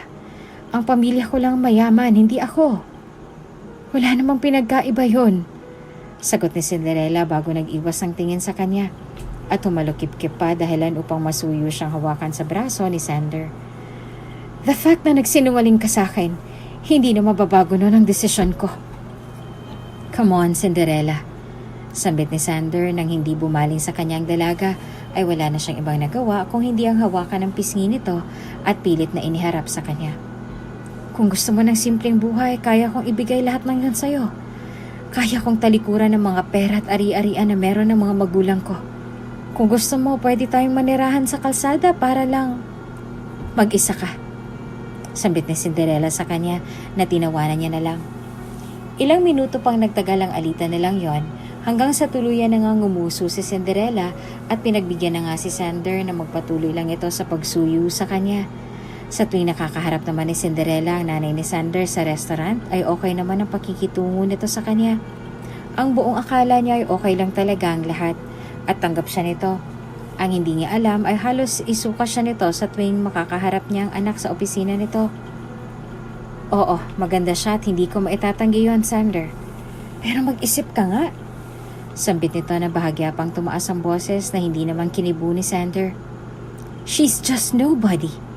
Isa lang siyang serbidora ng restaurant mo. Oo, gusto ka naming lumugar ka sa tahimik ng daddy mo at magkaroon ng sariling pamilya.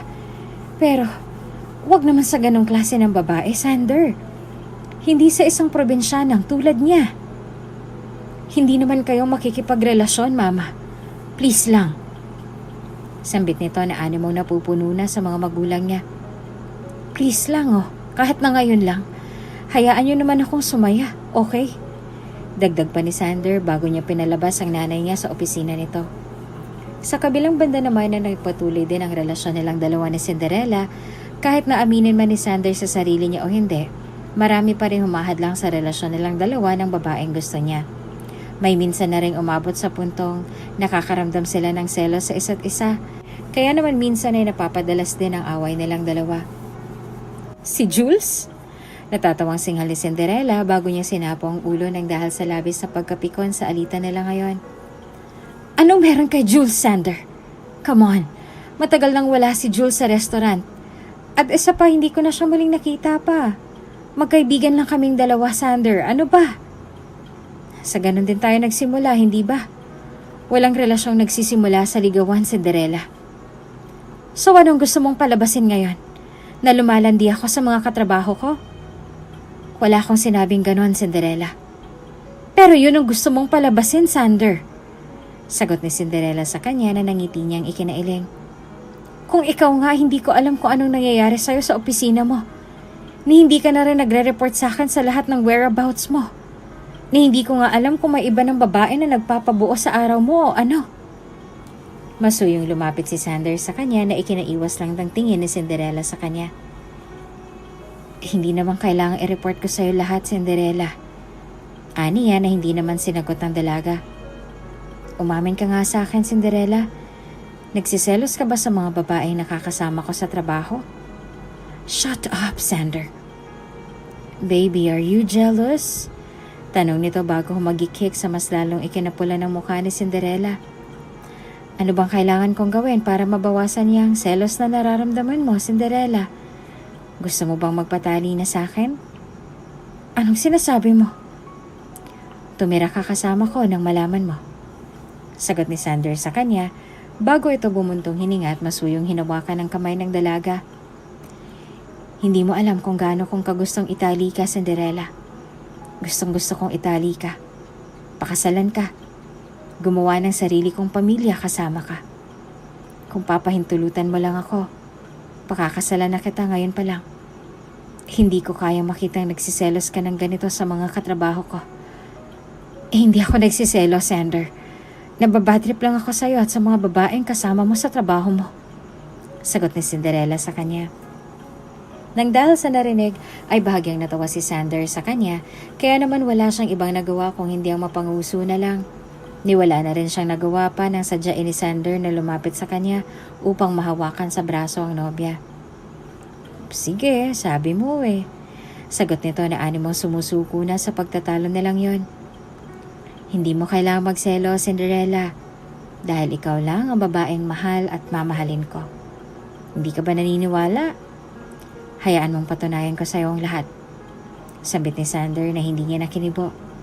Hindi alam ni Cinderella sa kung paano siyang napapayag ni Sander na manirahan sa penthouse sa pagmamay-ari nito. Nung unay nanibago pa siya, ngunit nang nangako si Sander sa kanya na gagawin niya ang lahat ng makakaya niya para lang maibsan ang pag-aalala ng dalaga, doon na siya tila ba nakahinga ng maluwag. Sa mga sumunod na buwan ay namuhay sila ng parang mag-asawa. Sigurado na rin naman ang dalawa sa isa't isa, kaya naman may umaabot pa sa puntong may nangyayari sa kanilang dalawa. Kung nasan si Sander, ay naroon naman si Cinderella. At kung nasan naman si Cinderella, ay naroon naman si Sander. Sigurado ka ba talaga na botong-boto na sa'yo ang nanay ni Sander? Kuryosong tanong ni Chelsea sa kanya na nakakuha sa atensyon niya. Ikaw na rin mismo ang nagsabi na magkaibang estado niyong dalawa. Mayaman si Sander at mahirap ka lang. Paano kung hindi ka naman talaga tanggap ng nanay niya? At paano kung pinakikisamahan ka lang niya dahil sa kagustuhan ng anak niya? Sabi ni Sander, hindi ko na raw problema yon. Sagot ni Cinderella sa kanya bago siya nagbaba ng tingin ng may maalala. Kung hindi niya ako gusto, o kung hindi boto sa akin ng pareho niyang mga magulang, well, gagawin ko naman ang lahat na makakaya ko para lang mapatunayan sa kanilang sarili ko. Wala namang relasyong nagsisimula sa maganda, Chelsea. Kung ayaw nila sa akin, then gagawin ko ang lahat ng kaya ko para matanggap lang nila ako. Sa bagay, tango ni Chelsea bago siya nag-iwas ng tingin sa kaibigan. Nag-aalala lang kasi ako sa'yo dahil siyang first boyfriend mo, diba, Cinderella? Masyado kang inosente sa lahat ng maraming bagay, pati sa pakikipagrelasyon.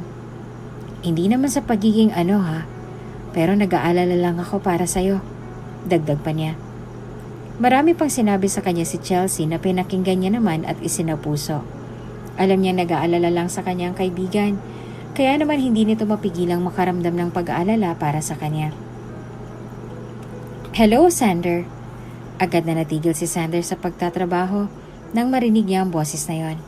Marahan siyang nag-angat ng tingin at hindi na siya nagtaka pa nang ang yakap agad ni Chantel ang natanggap niya. It's so nice to see you again here. You're working again? Ang akala ko ba, hindi ka na mag-uubos ng lakas sa trabaho mo dito? Natatawang sambit nito nang humiwalay ito ng yakap sa kanya. Marahil ay nagtataka ka kung bakit naririto ako. Actually, Tita told me that you missed me na, so sinadya ko pang umuwi ng Pilipinas para lang sa'yo. Bakit? Tanong ni Sander bago siya tumayo sa upuan niya. Aminin niya man o sa hindi ay bahagya siyang nakaramdam ng pagkabigla nang dahil sa bigla ang pagsulpot ni Chantel dito sa opisina niya. Matagal niya nang alam na may gusto ito sa kanya at alam niya rin na matagal na itong gusto ng nanay niya para sa kanya. Nang sinabi ni Chantel sa kanya na pinauwi ito ng nanay niya, ay hindi niya na ikinagulat pa ang tungkol sa bagay na yon. Nang dahil sa tanong niya ay bahagya pang natawa si Chantel. Wala namang ibang nagawa si Sander kung hindi ang kunot noong bumaling ng tingin sa kanya. Come on, Sander. Kung makapagtanong ka naman para bang wala tayo naging relasyon sa isa't isa? Sambit nito bago niya pinagmasa ng wallpaper na nasa cellphone ni Sander. Tita told me na may girlfriend ka na raw? Bakit hindi mo malang sinabi sa akin ang tungkol sa bagay na yan? Hindi mo na rin kasi kailangang malaman pa, Shan. Sagot ni Sander sa kanya bago nito pinatay ang cellphone niya dahil ano pang bumalik ang tingin sa kanya ni Chantel habang may ngiting nakaukit sa labi nito. What are you doing here? Ang akala ko ba hindi ka na babalik sa Pilipinas? Bumalik nga ako kasi ang akala ko na miss mo ko. Hindi ko naman alam na may girlfriend ka na pala. Sagot nito sa kanya. Walang ibang nagawa si Sander kung hindi ang bumuntong hininga na lang at hindi na sumagot kay Chantel. Kilala niyang ugali nito at nasisigurado niyang ngayon na naririto si Chantel, alam niyang hindi na matatahimik ang buhay niya. Magkakaroon nga rin ba ng lamat ang relasyon nilang dalawa ni Cinderella kapag nalaman niyang tungkol sa presensya ni Chantel sa opisina niya? Sandali lang. Sambit ni Cinderella bago niya sinuklay ang sariling buhok at nakarobang nagtungo sa pintuan upang pagbuksan ng paulit-ulit na nagdo-doorbell sa pinto ng penthouse ni Sander. Ang ngiting nakaukit sa labi nilang dalawa ay agad na naglaho nang nagsalubong ang mga mata nilang dalawa. Bahagyang nagulat si Cinderella at habang pagtataka naman ang nakita niya sa mukha ng babae ngayon ay panayang titig sa kanya at sa robang suot niya. Sino ka? Tanong ng dalaga. Nang makita niya si Cinderella na nakatayo sa pintuan, mabilis nang nagtungo si Sander roon upang pumagitna sa dalawa. Kitang-kita niya kung paanong magkasabay na bumaling ng tingin sa kanya ang dalawa. Kaya naman wala siyang ibang nagawa kung hindi ang bumuntong hininga na lang sa kinatatayuan niya. Sino to, Sander? Tanong ng babaeng nasa labas ng pintuan.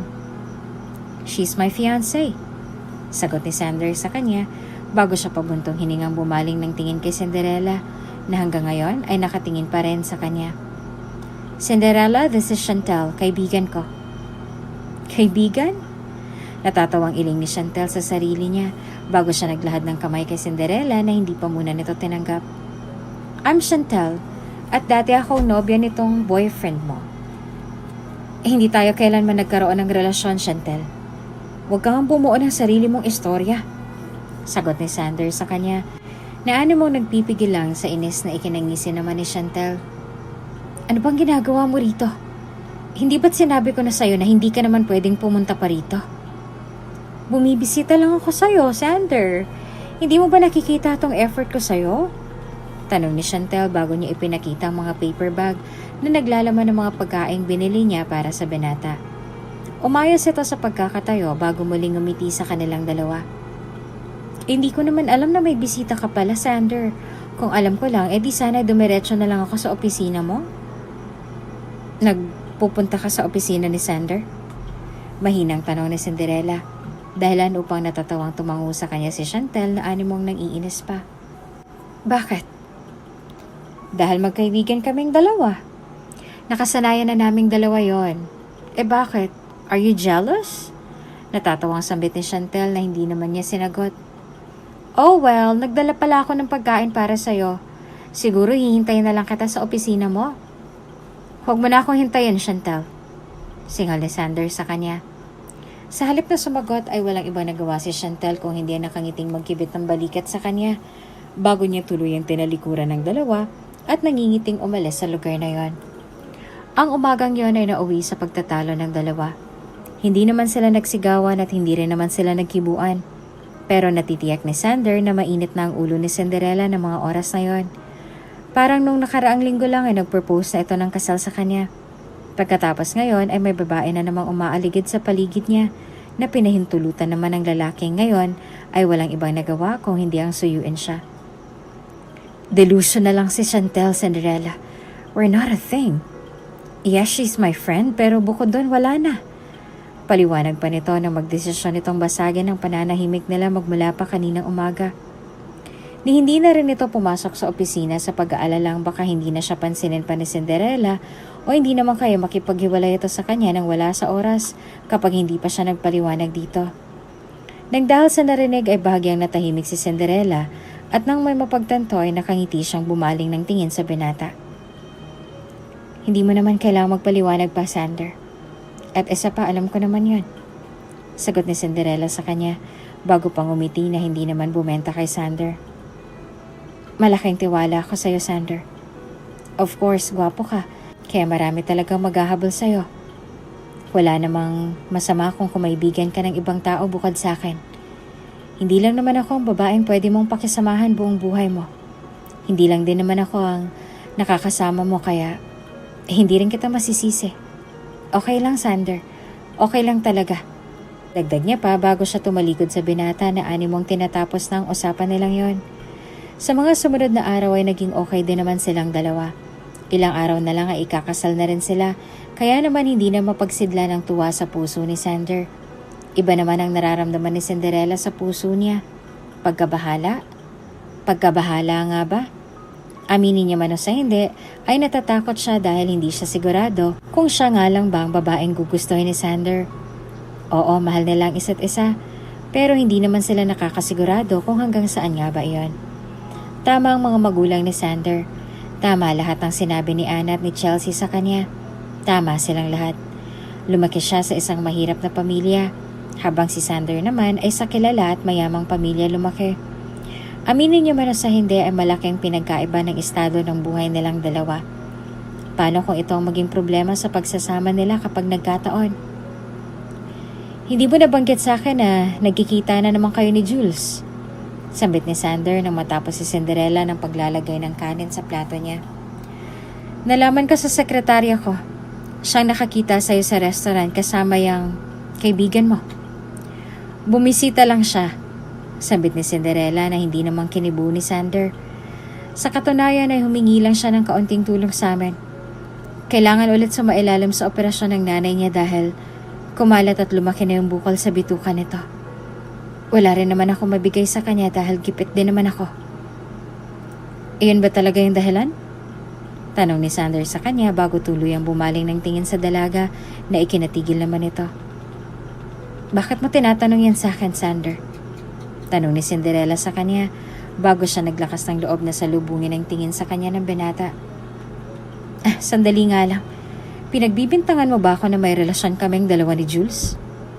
Nang dahil sa narinig ay walang ibang nagawa si Sander kung hindi ang mapangisi na lang sa sarili. Sa bibig mo na mismo lumabas ang bagay na yan. Ang kapal din naman ang mukha mo, no? Singal ni Cinderella sa kanya, dahilan upang galit na bumaling ng tingin sa kanya si Sander. Bakit? Ikaw ba pinapakialaman ba kita sa tuwing mahuhuli ko kayong dalawa ni Chantel na nag-uusap sa telepono tuwing madaling araw? Bahagyang tumawa si Sander bago sumeryoso sa kanya. Magbibilangan ba tayong dalawa, Cinderella? Just answer my damn question, Sander. Hindi ba't nagpaliwanag na ako sa'yo nung nakaraan? Singal ni Sander na ikinatikom ng bibig ni Cinderella. Ang akala ko ba na pag-usapan na natin to? Na nalinaw ko na sa'yo ang lahat. Bakit ba binubuklat mo na naman ang tungkol sa bagay na yan, Cinderella? Tanong niya bago niya bahagyang nahampas ang mesa na hindi naman ikinatinag ni Cinderella. Tumawag siya sa akin dahil may trabaho kaming dalawa.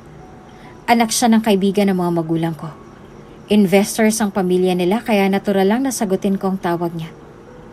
Besides, kaibigan ko lang siya. Then parehas lang tayong dalawa, Sander. Kaibigan ko lang din si Jules. Sambit ni Cinderella na ikinatahimik niya. Nang dahil sa pagtatalong yon ay walang ibang nagawa si Cinderella kung hindi ang tumayo mula sa kinauupuan niya. Maraming salamat sa paalmusal mo, ha? Singhal niya bago siya tumalikod at iniwan sa pagkainan si Sander.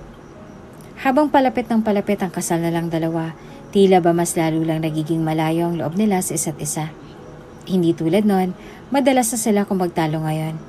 Hindi nila alam kung dahil ba yon sa kawalan ng tiwala sa isa't isa o baka naman ang mga tao na mismo sa paligid nila ang may problema. I'm sorry, baby. Sambit ni Sander habang nakayakap sa bewang ni Cinderella.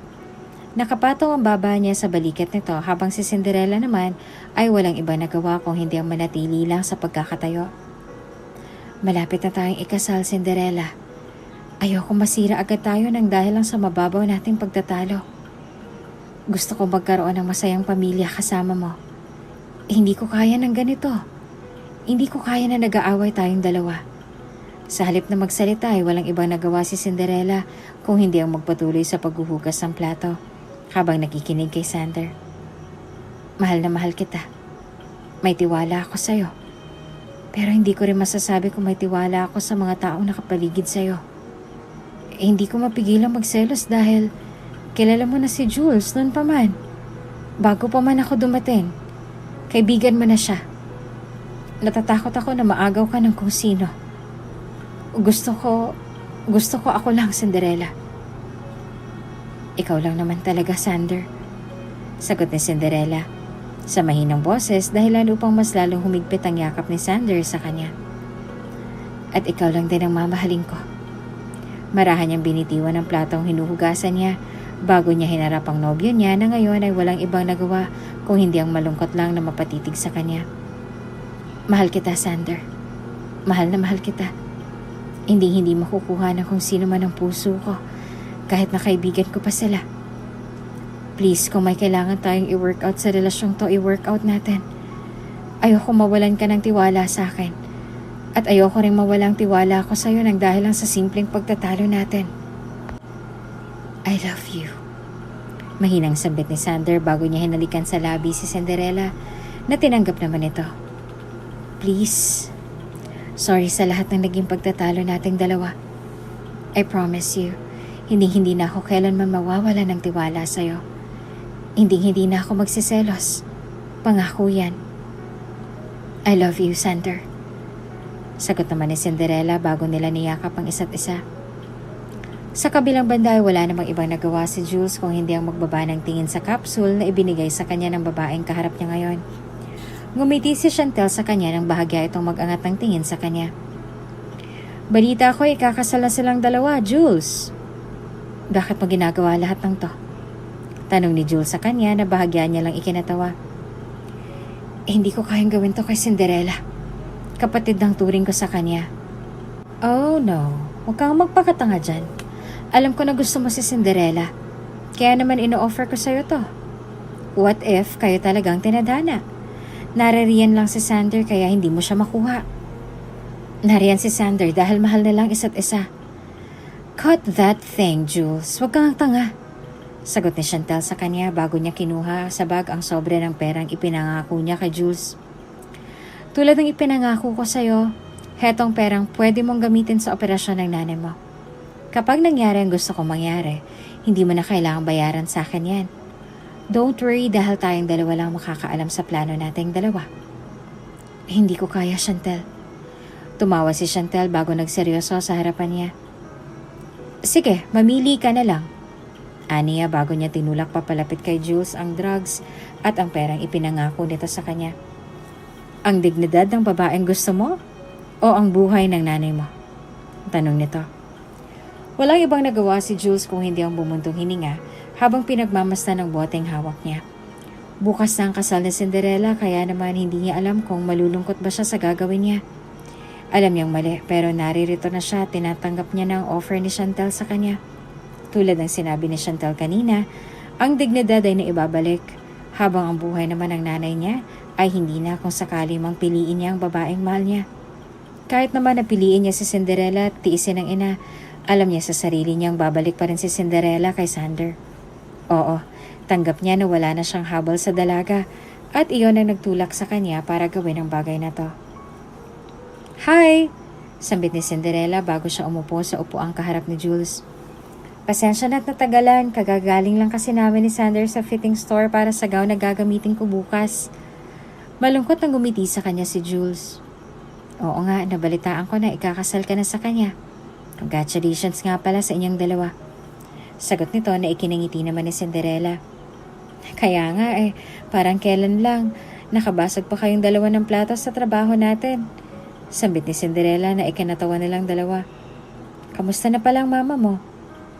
Ayon, sa kabutihang palad ay maooperahan na. Aniya bago siyang umiti at sumandal sa kinauupuan niya. Nang dahil sa uhaw ay agad nang ininom ni Cinderella ang soda na in-order ni Jules sa kanya kanina. Wala siyang kaide-ideya na nilagyan niyo ni Jules ng drugs na pwedeng makapagpatulog sa kanya ng isang buong araw. Ako lang ba o parang nakakapagod ang araw ngayon? Para akong inaantok. Sambit ni Cinderella habang namumungay ang mga matang nilalabanan ng antok sa harap ni Jules. Tingin ko kailangan ko nang umuwi. Magkita na lang siguro tayo bukas, Jules. Nako, mabuti pa nga at medyo paggabi na rin. Tangupa ni Jules. Hintayin mo ako rito, tatawag lang ako ng taxi sa labas. Sambit ni Jules bago ito tumayo sa upuan niya. Gustuhin niya mong pigilan ng binata ay hindi niya rin naman magawa dahil sa labis sa antok at pagkapagod. Wala naman silang ibang ginawa ni Jules kaya naman hindi niya maintindihan kung bakit ganito na lang ang nararamdaman niya ngayon. Para bang may kakaiba. Ni hindi niya na nga nagawa pang matandaan kung paano siyang hinatid ni Jules sa isang exclusive room sa isang hotel. Ni hindi niya nga maintindihan kung bakit siya doon dinala ni Jules kahit na pwede naman siya nitong dalhin sa apartment niya. O hindi naman kaya ay tawagan na lang si Sander para ipasundo siya roon sa restaurant. Jules? Mahina niyang sambit nang maramdaman niyang inihiga siya ng binata sa kamang naroroon. Anong ginagawa mo? Aniya ng mahina mga braso at binti niya. Anong ginagawa mo? Shh! Ako na munang bahala sa'yo, Cinderella. Sagot ni Jules sa kanya bago niya naramdaman kung paano nitong ibinaba ang lalayan ng dress na suot niya. Nang sandaling mawala ng malay si Cinderella, ay iyon ang ginamit na pagkakataon ni Jules upang picturean ng natutulog na si Cinderella. Bahagyan niya na lang na ibinaba ang laylayan ng dress na suot nito at pagkatapos noon ay wala na. May ilang larawan din siyang kinuha na sinadya niya pang ilapit ang mukha niya sa natutulog na dalaga. Ni hindi niya malang ito hinalikan dahil natatakot din siya na mabastos ang kaibigan. Pasensya ka na, Cinderella. Tingin ko. At saka na lang ako magpapaliwanag sa'yo. Sambit ni Jules bago siya umalis sa lugar na yon. Dala ang perang inabot ni Chantel sa kanya kaninang umaga. Kinabukasan nagising na lamang si Cinderella. Medyo madilim na ang sandaling umalis siya sa pagkahiga sa kamang yon. Hindi niya alam kung anong nangyari at wala na rin siyang ideya kung may ginawa ba sa kanya si Jules o ano.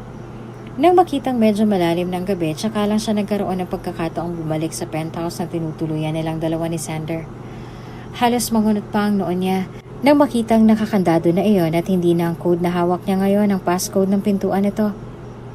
Bakit siya nagpalit ng passcode nang hindi mo lang sinasabi sa akin? Tanong niya bago niya kinuha ang telepono. Mabilis na nanlaki ang mga mata niya sa gulat nang makita niyang date sa cellphone niya. Ano? Aniya bago pumasok sa isip niya na tawagan ng numero ni Sander na inabot pa ng ilang ring bago sinagot. Sander, nasan ka? Tinatanong mo ako, Cinderella? Natatawa nitong singhal na animong lang muna sa alak. Iniwan mo ako mismo sa araw ng kasal nating dalawa. Pagkatapos ay itatanong mo kung nasan ako. Tumawa ito ng mas lalong kinasakit ng puso niya. Sumama ka na kay Jules. Total ay yun naman talaga ang gusto mo, hindi ba? Sumama ka na sa kanya. Magmula sa araw na to, hiwalay na tayong dalawa. Aniya bago niya tuluyang pinutol ang tawag. Mabilis na nangilid ang luha sa mga mata niya bago siya nangihinang na paupo sa labas ng penthouse ni Sander. Nang sandaling kumalma mula sa kaiiyak, ay dali-dali niyang tinawagan si Ana na mabilis naman itong sinagot. Cinderella! Tawag nito bago siya nito niyakap at pinapasok sa apartment niya. Anong nangyari sa'yo, babae ka? Bakit wala ka sa sarili mong kasal kanina? Alam mo ba kung anong nangyari kanina? Nagwala si Sander kanina sa mismong reception. Paano ba naman kasi may kumalat na picture? Nasa iisang kama kayong dalawa ni Jules at... Aniya na agad niyang pinutol ng dahil sa dismaya. Diyos ko ka, akong naawa kay Sander. Sinet up lang ako, Ana. Sambit ni Cinderella sa kanya bago siya humagulhol at napaupo sa sahig na ikinatigil ni Ana. Sinet up lang ako ni Jules, Ana. Hindi ko nga alam kung bakit niya ginawa yun pero sinet up niya lang ako. Dagdag niya pa. Anong set up? Tanong nito bago siya umupo at tuluyan nang niyakap si Cinderella at hindi na rin kumibo. Ginawa ni Cinderella ang lahat ng makakaya niya para lang makausap si Sander. Ngunit kahit na anong gawin niya, wala itong ibang ginagawa kung hinding itaboy siya palayo na mas lalong ikinakasakit ng puso niya. Sigurado nga marahil ay tamang sinabi nila. Nasa loob ang kulo ng mga babaeng tahimik tulad mo. Dagdag nitong sambit bago niya tinapon ang maleta ni Cinderella palabas ng penthouse niya na mas lalong ikinahagulgol ni Cinderella. Tama sila sa sinabi nila tungkol sa'yo. Wala eh. Nagpakabulag ako sa'yo dahil mahal kita. Ang buong akala ko talaga ay sinisiraan ka lang nila sa akin. Hindi ko alam na totoo pala lahat ng sinasabi nila sa'yo. Sander, hayaan mo naman ako magpaliwanag sa'yo, please.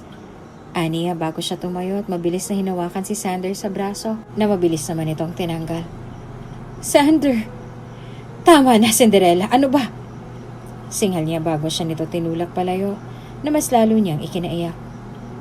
Magmula sa araw na to, ayoko na makita pang mukha mo. Nandidiri ako sa'yo. Malandi ka. Dagdag pa nito bago siya pumasok sa loob at pinagsaraduhan siya ng pintuan na mas lalong ikinaiyak ni Cinderella. Nang makarating kay Cinderella ang balita na bumisita raw muli si Jules sa restaurant, hindi na siya nagdalawang isip pa na sumugod dito. Ano ba, Cinderella? Tama na! Sambit ni June bago siya pumagitna sa dalawa. Ano bang nangyayari sa inyong dalawa? Nang dahil sa'yo, nasirang buhay ko! Sigaw ni Cinderella kay Jules, kasabay ng paghikbi na ikinayuko at tahimik lang na ikinaiyak ni Jules sa harapan niya. Alam mo ba kung anong ginawa mo, Jules? Naghiwalay kami lang dahil sa'yo. Kinuha mo sa akin yung pangarap kong mapakasalan si Sander. Sinira mo ko sa kanya. Sinira mo ko sa harap ng maraming tao. Ano pang gagawin ko ngayon? Sirang-sira na ako sa kanila, sa mga magulang niya, sa lahat ng taong nakakakilala sa aming dalawa. Siniraan mo ako, Jules. Anong ginawa mo? Pinagkatiwalaan kita pero ginago mo ko. Sambit ni Cinderella bago siya tahimik na lumuha at umiling sa mga kasamahan niya. Nang hindi na makapagpigil ay walang ibang nagawa si Cinderella kung hindi ang tumalikod sa kanila at tumakbo palayo. Sinubukan siyang habulin ni Anna at ni Jules. Hindi rin naman nakaalis si Jules sa lugar na yon nang sandaling maramdaman niya kung paanong higpitan ni Chelsea ang pagkakahawak nito sa braso niya. Ikaw ang punot dulo ng mga pictures na kumalat sa mismong araw ng kasal nila, Jules. Tiimbagang nasambit ni Chelsea, dahilan upang mapalingon sa kanilang dalawa si June. Hindi siya sumagot kaya naman walang ibang nagawa si Chelsea kung hindi ang kwelyuhan siya. Alam mo ba kung anong ginawa mong hayop ka? Gigil niyang sigaw sa mismong mukha nito. Sinira mo ang buhay ng kaibigan nating dalawa, Jules. Sinira mong hayop ka. I'm sorry. Magagawa pa ng sorry mong ayusin yung ginawa mo? Sigaw ni Chelsea sa kanya. Nang dahil sa'yo, malandi nang tingin kay Cinderella ng mga tao. Sinira mong buhay niya, Jules. Sinira mong hayop ka. Hindi mo ako masisisi, Chelsea. Dahil buhay ng nanay kong nakataya rito. Sigaw ni Jules pabalik na ikinatahimik naman ni Chelsea. Anong ibig mong sabihin? Tanong ni Chelsea na nanghihina niyang ikinailing. Ilang beses sinubukan ni Cinderella na sumadya sa penthouse niya upang kausapin ito at magmakaawa kay Sander. Ngunit wala siyang natatanggap mula rito kung hindi ang pananaboy at paninigaw nito sa kanya. Doon lang napagtanto ni Cinderella na sirang-sira na siya sa binata.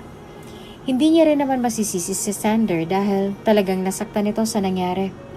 Sino nga bang hindi masasaktan kung ikakasal na kayo pero bigla na lang may lalabas para masira kayo sa isa't isa? Hindi rin naman ginusto ni Sander ang nangyari, kaya naiintindihan niya ito. Pagkatapos ng ilang araw na paghahabol sa binata, wala na siyang ibang nagawa pa kung hindi ang sumuko na lang. Hindi niya na rin ginusto pang makaharap si Jules dahil wala na rin namang dahilan pa. Para pansamantalang makalimutan ng issue na kumala tungkol sa larawan niya kasama si Jules, hindi rin naman nagdalawang isip pa si Cinderella na mag-impake at tuluyan na ngang iwanan ng syudad kasama ng pagbaon niya sa mga alaalang iniwan niya rito. Ang tanging nakakaalam lang ng pag-alis niya ay ang dalawang malalapit niyang kaibigan, ni walang ideya ang mga ito kung saan siya pupunta. Hindi niya na rin naman nasabi sa mga itong tungkol sa pagdadalang tao niya kaya naman walang iba nakakaalam ng tungkol sa ipinagbubuntis niya kung hindi ang sarili niya at ang pamilya niya lang. Buntis ka? Bungad agad ng mga magulang niya na nakapagpaluha sa kanya. Ilang beses nang sinabi ni Chelsea sa kanya na nabanggit ni Jules sa kanya na ni minsan ay hindi naman niya ginalaw si Cinderella. Kaya naman kahit na papaano ay nakahinga pa rin siya ng maluwag. At least ay alam niya sa sarili niyang si Sander ang ama ng ipinagbubuntis niya. Ni hindi niya nga alam kung magandang balita pa rin ba iyon. Gayong ganito ang sitwasyon nilang dalawa ngayon. Sander? Tawag ni Chelsea sa kanya dahilan upang kunot-noo siyang bumaling ng tingin dito. Alam mo, hindi ko talaga ine-expect na mayaman ka ngang talaga. Bahagya siyang tumango na makalapit siya sa binata na ngayon ay walang ibang ginawa kung hindi ang tumitig pabalik sa kanya. Balita ko ay ikakasal ka na ulit ah. Kanino na nga ulit yon? Chantel Alcantara? Anong pakialam mo? Kunot na ang tanong ni Sander sa kanya na bahagya pa niyang ikinatawa. Wala akong panahon makipagbiruan sa'yo, Chelsea. Marami pa akong kailangang gawin. Binalak niyang talikuran ng dalaga na tinawanan ng nito. Bago pa man siya makakbang palayo, ay muli ito nagsalita na nakapagpatigil sa kanya sa paglalakad palayo. Walang namamagitan kay Jules at Cinderella, Sander. Sambit nito na hindi niya naman kinibo. Binayaran si Jules para gawin ang bagay na yon. Alam mo naman ang problemang pinansyal na kinahaharap niya ngayon, hindi ba? Kailangan sumailalim sa operasyon ng nanay niya. At kailangan niya ng malaking pera para mailigtas ang buhay ng nanay niya. Bakit mo sinasabing lahat ng to ngayon? Tanong ni Sander sa kanya nang sandaling bumaling ito ng tingin sa kanya nang may kunot sa noo. Gumiti sa kanya si Chelsea na hindi niya namang ginantihan. Para matauhan ka at mabigyan ng liwanag yung utak mo. Sagot ni Chelsea sa kanya bago siya humalukip-kip sa harapan nito. Biktima ng pambablackmail si Jules. At biktima rin ng maling akala yung girlfriend mo. Alam mo ba kung ano nakakatawa? Ang fiancé mo, punot dulo ng lahat. Ano? Chantel Alcantara. Aniya bago siyang gumisi sa binata na mas lalong nagpagulo sa isip nito. Try to ask her. Kapag i-deny niya ang lahat, iharap mo ako sa kanya at ako mismong bubutas sa bungo niya. Dagdag pa niya. Pagkatapok pa lang ng mga paa ni Sander sa opisina niya, ay ang halik agad ni Chantel ang bumungad sa kanya. May 5 buwan na nakalilipas simula nang mangyari ang lahat. Nang dahil sa sakit na naramdaman niya sa ginawang panuloko sa kanya ni Cinderella, ginamit niya si Chantel upang may mapagbalikan siya ng atensyon. 5 buwan lang nakalipas simula nang mangyari ang lahat at nang sandaling i-anunsyo ng nanay niya sa lahat na engaged na silang dalawa ni Chantel kahit nalabag sa loob niya, nang malaman niyang katotohanan kay Chelsea at nang inamin din ni Jules sa kanya nung magkita sila na binayaran lang siya ni Chantel para gawin ang lahat ng yon, doon na hindi napigilan ni Sander ang magalit sa dalaga. Mabilis nang tinulak si Chantel dahilan upang nagugulat itong mapaatras sa ginawa niya. Sander, what the heck? Binayaran mo si Jules para gawin ang lahat ng yon? Tanong niya na bahagyang ikinatigil ni Chantel. Nang makita ang reaksyon nito ay doon niya lang napagtagpi-tagpi ang lahat. Hindi mo ba alam kung anong ginawa mo? Muntik ko nang masaktan lahat ng taong biniktima mo. Nagsumbong siya sa'yo? It doesn't matter kung nagsumbong man siya sa akin o hindi. Then wala ring dahilan para magalit ka pa ng ganyan sa akin. Ginawa mo lang yun para sa ikatatahimik nating dalawa, Sander. Nagdahil sa sinabi ni Chantel ay walang ibang nagawa si Sander kung hindi ang marahas na bumuntong hininga bago niya sinuntok ang dingding sa gilid niya na ikinadugo ng kamao niya. Oh my, are you okay? Leave, Chantel! Sambit ni Sander nang hindi ito gumalaw sa pwesto niya ay marahas niya itong binalingan ng tingin. Magmula ngayon, ayoko na makita pang mukha mo. Isinusuka kita, Chantel. Sander! Hindi na kita kilala. Sigaw ni Sander sa kanya na marahan niya pang ikinapikit. Umalis ka na hanggat nakakapagpigil pa ako sa'yo. Galit nitong bulyaw. Walang ibang nagawa si Chantel kung hindi ang nangingilid ang mga luhang naglakad palayo. Nang makalapas ang dalaga ng opisina niya ay doon lang tila ba bumuhos ang luha sa mga mata ni Sander. Dahan-dahan siyang napaupo sa sahig na iyon, kasabay ng pag-iyak at paghagulgol niya sa nangyari. Sinaktan niya si Cinderella. Muntik nang mapatay si Jules nung magkita sila. Bakit nga ba hindi niya hinayaan si Cinderella na magpaliwanag? At bakit siya nagalit nang hindi man lang inaalam ang paliwanag nito nang dahil sa nangyari? Sinubukan niyang hanapin lahat ng bakas si Cinderella, ngunit hindi niya ito muling nakita pa. Niwala rin siyang ideya kung bakit magpapakita pa ba ito sa kanya gayong nangyari ng lahat ng hindi dapat mangyari. Lubos-lubos ang pagsisising nararamdaman niya ngayon, kaya naman minsan ay hindi niya rin maiwasang saktan ng sarili niya. Malungkot niyang pinagbasta ng mga peklat ng laslas na ibinigay niya sa sarili. May 2 linggo na ang nakalilipas. May 9 na buwan na ang nakalilipas simula nang huli niyang makita ang dalaga. Ni hindi niya nga alam kung may bago na itong pamilya. O baka naman hanggang ngayon ay iniinda pa rin ito ang sugat ng nakaraan na ibinigay niya rito nang dahil sa kawalan niya ng tiwala sa nobya. Natigil lamang si Sander sa pag-iisip nang kung may anong bigla na lamang siyang natanggap na tawag mula sa sekretarya niya. Patungo siya ngayon sa Bangkok para sa isang business trip. Hindi pa man nakakaalis ang eroplano nang sandaling makatanggap siya ng tawag mula sa sekretarya niya. Hello? Sir, may nagkamali po yata ng deliver sa address niyo rito sa penthouse ninyo. Sambit nito na ikinakunot ng noon niya. Baby supplies po eh. Wala naman po siguro kayong... Wala. Aniya na mukhang alam niya na ang gustong iparating nito. Baka nagkamali lang ng deliver yan. Pero sir, muli nitong sambit bago niya pa man mapatay ang tawag. Nakapangalan po sa dati niyong nobyang baby supplies. Cinderella Alarcon po ang nakalagay rito.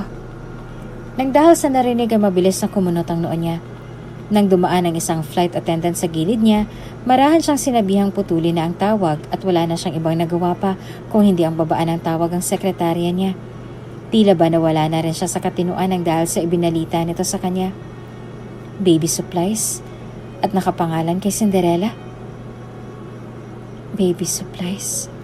Bulong niya sa sarili. Mabilis ding namilog ang mga mata niya sa pagkabigla ng may papagtanto. Bilis siyang tumayo sa kinauupuan niya nang magsimulang mag-take off ang eroplano. Sir, bumalik na po kayo sa upuan ninyo. Kailangan kong bumaba. Pero sir... Mabilis niyang dinaklot ang kwelyo ng attendant na ikinatigil nito sa pagsasalita. Kitang-kita na ngayon ng attendant ang galit na nanunuot sa mga mata niya nang pinagmasdan niya ito ng mata sa mata. Ihihinto niyo ang eroplano o hindi ko i-renew yung airline ninyo? Banta niya. Bahagya pang nagkatinginan ng mga crew bago sila nanginginig sa takot na tumango kay Sander na ikinabuntong hininga naman ito. Nang makababay, agad niyang tinawagan ang numero ng sekretarya niya at agad na ipinaasikaso ang tungkol sa address ni Cinderella. Mabuti na lang at nagawa ng paraan ang paghahanap ng address ni Cinderella sa probinsya. Kaya naman bago pa man mahuli ang lahat ay dali-dali na siyang dumiretso roon. Nagbayad pa siya ng danyo sa e-commerce para lang makuha ang address ni Cinderella sa probinsya na sa kabutihang palad ay mabilis din naman nilang natuntun. Nang bumaba siya sa limousine na dala niya, ang mga mata agad ng mga tambay sa kanto ang sumalubong sa kanya. Lahat halos sa mga taong nakakita sa kanya ay halos mabali ang leeg sa kakatitig sa kanya. Barong-barong ang lahat ng bahay roon. Kaya naman hindi na iwasan ni Sander mapaisip kung sa ganitong klase ba talaga ng tirahan tumira si Cinderella habang ipinagbubuntis niya ang anak nilang dalawa. Tulong! Agad na napahinto sa paglalakad si Sander na makita niyang pamilyar na ginang na madalas niyang makausap sa telepono noon. Mabilis din nanlaki ang mga mata nito na makita siya nito sa dagat ng mga tambay na naroroon. Sander? Tita? Aniya bago siya nagmamadaling nagtungo roon. Anong problema? Si Cinderella, ang nobyo mo iho manganganak na. Mabilis siyang pumasok sa loob ng kwarto. At halos maluha siya sa galit sa sarili nang makita niya si Cinderella na nakahiga sa papag habang namimilipit sa sakit. Medyo malaki na ang tiyan nito at bahagya na rin namamawis ang dahil sa sakit na nararamdaman niya sa panganganak. Agad na napamulat si Cinderella na makita niya kung sino ang nagbuhat sa kanya ng pa-bridal style. Sander, dadaling kita sa ospital. Sambit ni Sander bago pa sila nagmamadaling lumabas ng bahay nila. Walang ibang nagawa si Cinderella kung hindi ang marahang yumakap sa leeg ng binata. Habang napapapikit pa sa sakit na nararamdaman niya ngayon, hindi niya alam kung bakit pero tila ba naibsan ang sakit na nararamdaman niya nang dahil sa nangyari. Sa kabutihang palad ay mabilis na isugod sa pinakamalapit na ospital si Cinderella. Labis ang tuwa nila nang malamang lalaki ang anak nilang dalawa. Walang ibang nagawa si Sander kung hindi ang malungkot na pinagmasdan si Cinderella na hawak ang batang lalaki na iniluwa lang nito kanina. Anong ipapanghala natin sa kanya? Tanong ni Cinderella. Nakaharap naman ang mga magulang at mga kapatid niya. Kaya naman hindi niya alam kung ang mga ito ba ang kausap niya o ano. Nang hindi naman sumagot si Sander sa kanya ay wala siyang ibang nagawa kung hindi ang tipid na nakangiting bumaling sa kanya na ikinagulat pa ni Sander. Anong ipapangalan natin sa anak natin, Sander? Aniya. Nang dahil sa narinig ay doon biglang bumuhos ang luha sa mga mata ni Sander. Naiiyak siyang umiling kaya naman nang makuha ang kailangan nila ng oras sa isa't isa, mabilis na lumabas sa kwarto niya ang mga magulang niya at kapatid upang mabigyan sila ng oras na makapag-usap at ayusin kung ano man ang kailangan nilang ayusin at bigyan ng liwanag. Bagyang napaluhod sa sahig si Sander bago siya yumakap sa dalaga ay kinangilid naman ang mga luha sa mga mata ni Cinderella. I'm sorry. I'm sorry kung wala ako ng mga panahong kailangan mo ako, Cinderella. Hindi ko alam kung anong tunay na nangyari. Hinayaan kong sarili kong magalit sa'yo nang hindi ko hinihingi ang paliwanag mo. Basag ang boses nitong sambit na ikinaluha na rin ni Cinderella. Binoon niya ang mukha sa leeg ng nobya na malungkot lang nitong ikinangiti. Babawi ako. Babawi ako sa'yo, Cinderella. Babawi ako sa anak nating dalawa. Patawarin mo ako, mahal ko. Patawarin mo ako. Shh, Sander. Tapos ng lahat at naiintindihan din kita. Sagot ni Cinderella sa kanya. Dahilan upang mas lalong humigpit ang yakap nito. Huwag kang mag-alala. Dahil ni minsan, hindi ako nagtanim ng galit sa'yo. Hindi ako kailanman magagalit sa'yo, Sander. Oo, may umabot sa puntong nagalit ako pero dismaya lang ang nararamdaman ko. I'm sorry. Mahal na mahal ko kayong dalawa ng anak natin, Sander. Sabit ni Cinderella, dahilan upang umawan si Sander at agad na hinalikan si Cinderella na nakapikit naman itong ginantihan. Sa mga sumunod na araw ay ginawa na nga ni Sander lahat ng pangako niya at pagbawi sa kanilang dalawa ng anak nila. Hindi kalaunan ay dumating na rin sa ospital ang nanay ni Sander at ang chairman na nagbigay lang ng awkward sa kanilang dalawa. Sana tulad ng chance na ibinigay mo sa anak ko. Sana mabigyan mo rin ako ng ganon, Iha. Nahihiya nitong sambit bago ngumiti sa kanya na ikinangiti naman ni Cinderella. Hayaan mo kaming mag-asawa na makabawi sa'yo. Alam kong marami ako naging kasalanan sa'yo, lalo na nang ipinakita ko sa'yo hindi ako boto sa inyong dalawa ng anak ko.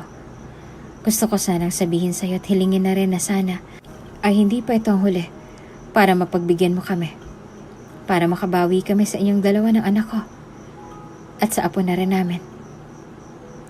Huwag po kayo mag-alala, hindi ko naman po ipagkakait sa inyo ang lahat. Sambit ni Cinderella bago niya nakangiting pinagbasta ng natutulog niyang anak. Hindi ko naman po isinasarado ang pinto ko para sa inyo, ma'am. You silly little girl. Sambit nito na ikinanguso niya. Ikakasal na kayo ng anak ko kaya dapat lang na mama nang itawag mo sa akin. Kung hindi pa man nakapag-propose ulit sa iyong anak ko, ako nang magdedesisyon para sa inyong dalawa. Para ngayon ko palang yata nagustuhan ang desisyon mo para sa akin, ma. Biro pa ni Sander, dahilan upang magtawanan sila. Ngumiti si Sander kay Cinderella na ikinangiti naman ito pabalik.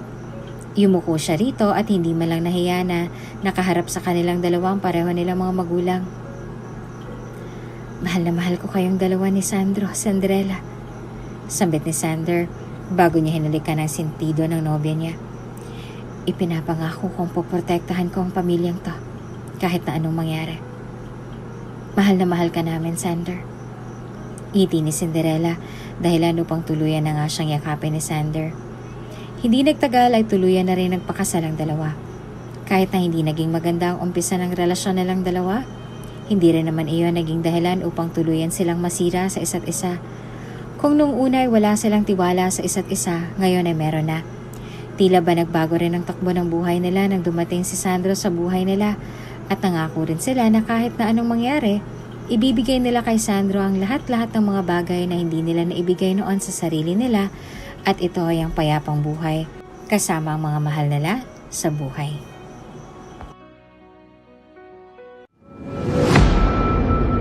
Kung bago ka pa lang sa channel na ito, Ate Jane TV, huwag kalimutang pindutin ang notification bell and subscribe button. Sana po hindi naman malaking abala sa inyo ang pagpindot ng subscribe button dahil ang kapalit po nito ay ang pagsuporta para makapag-produce ng mga libreng stories sa mga channels ni Ate Jane. Maraming salamat! Hello? Sir, may nagkamali po yata ng deliver sa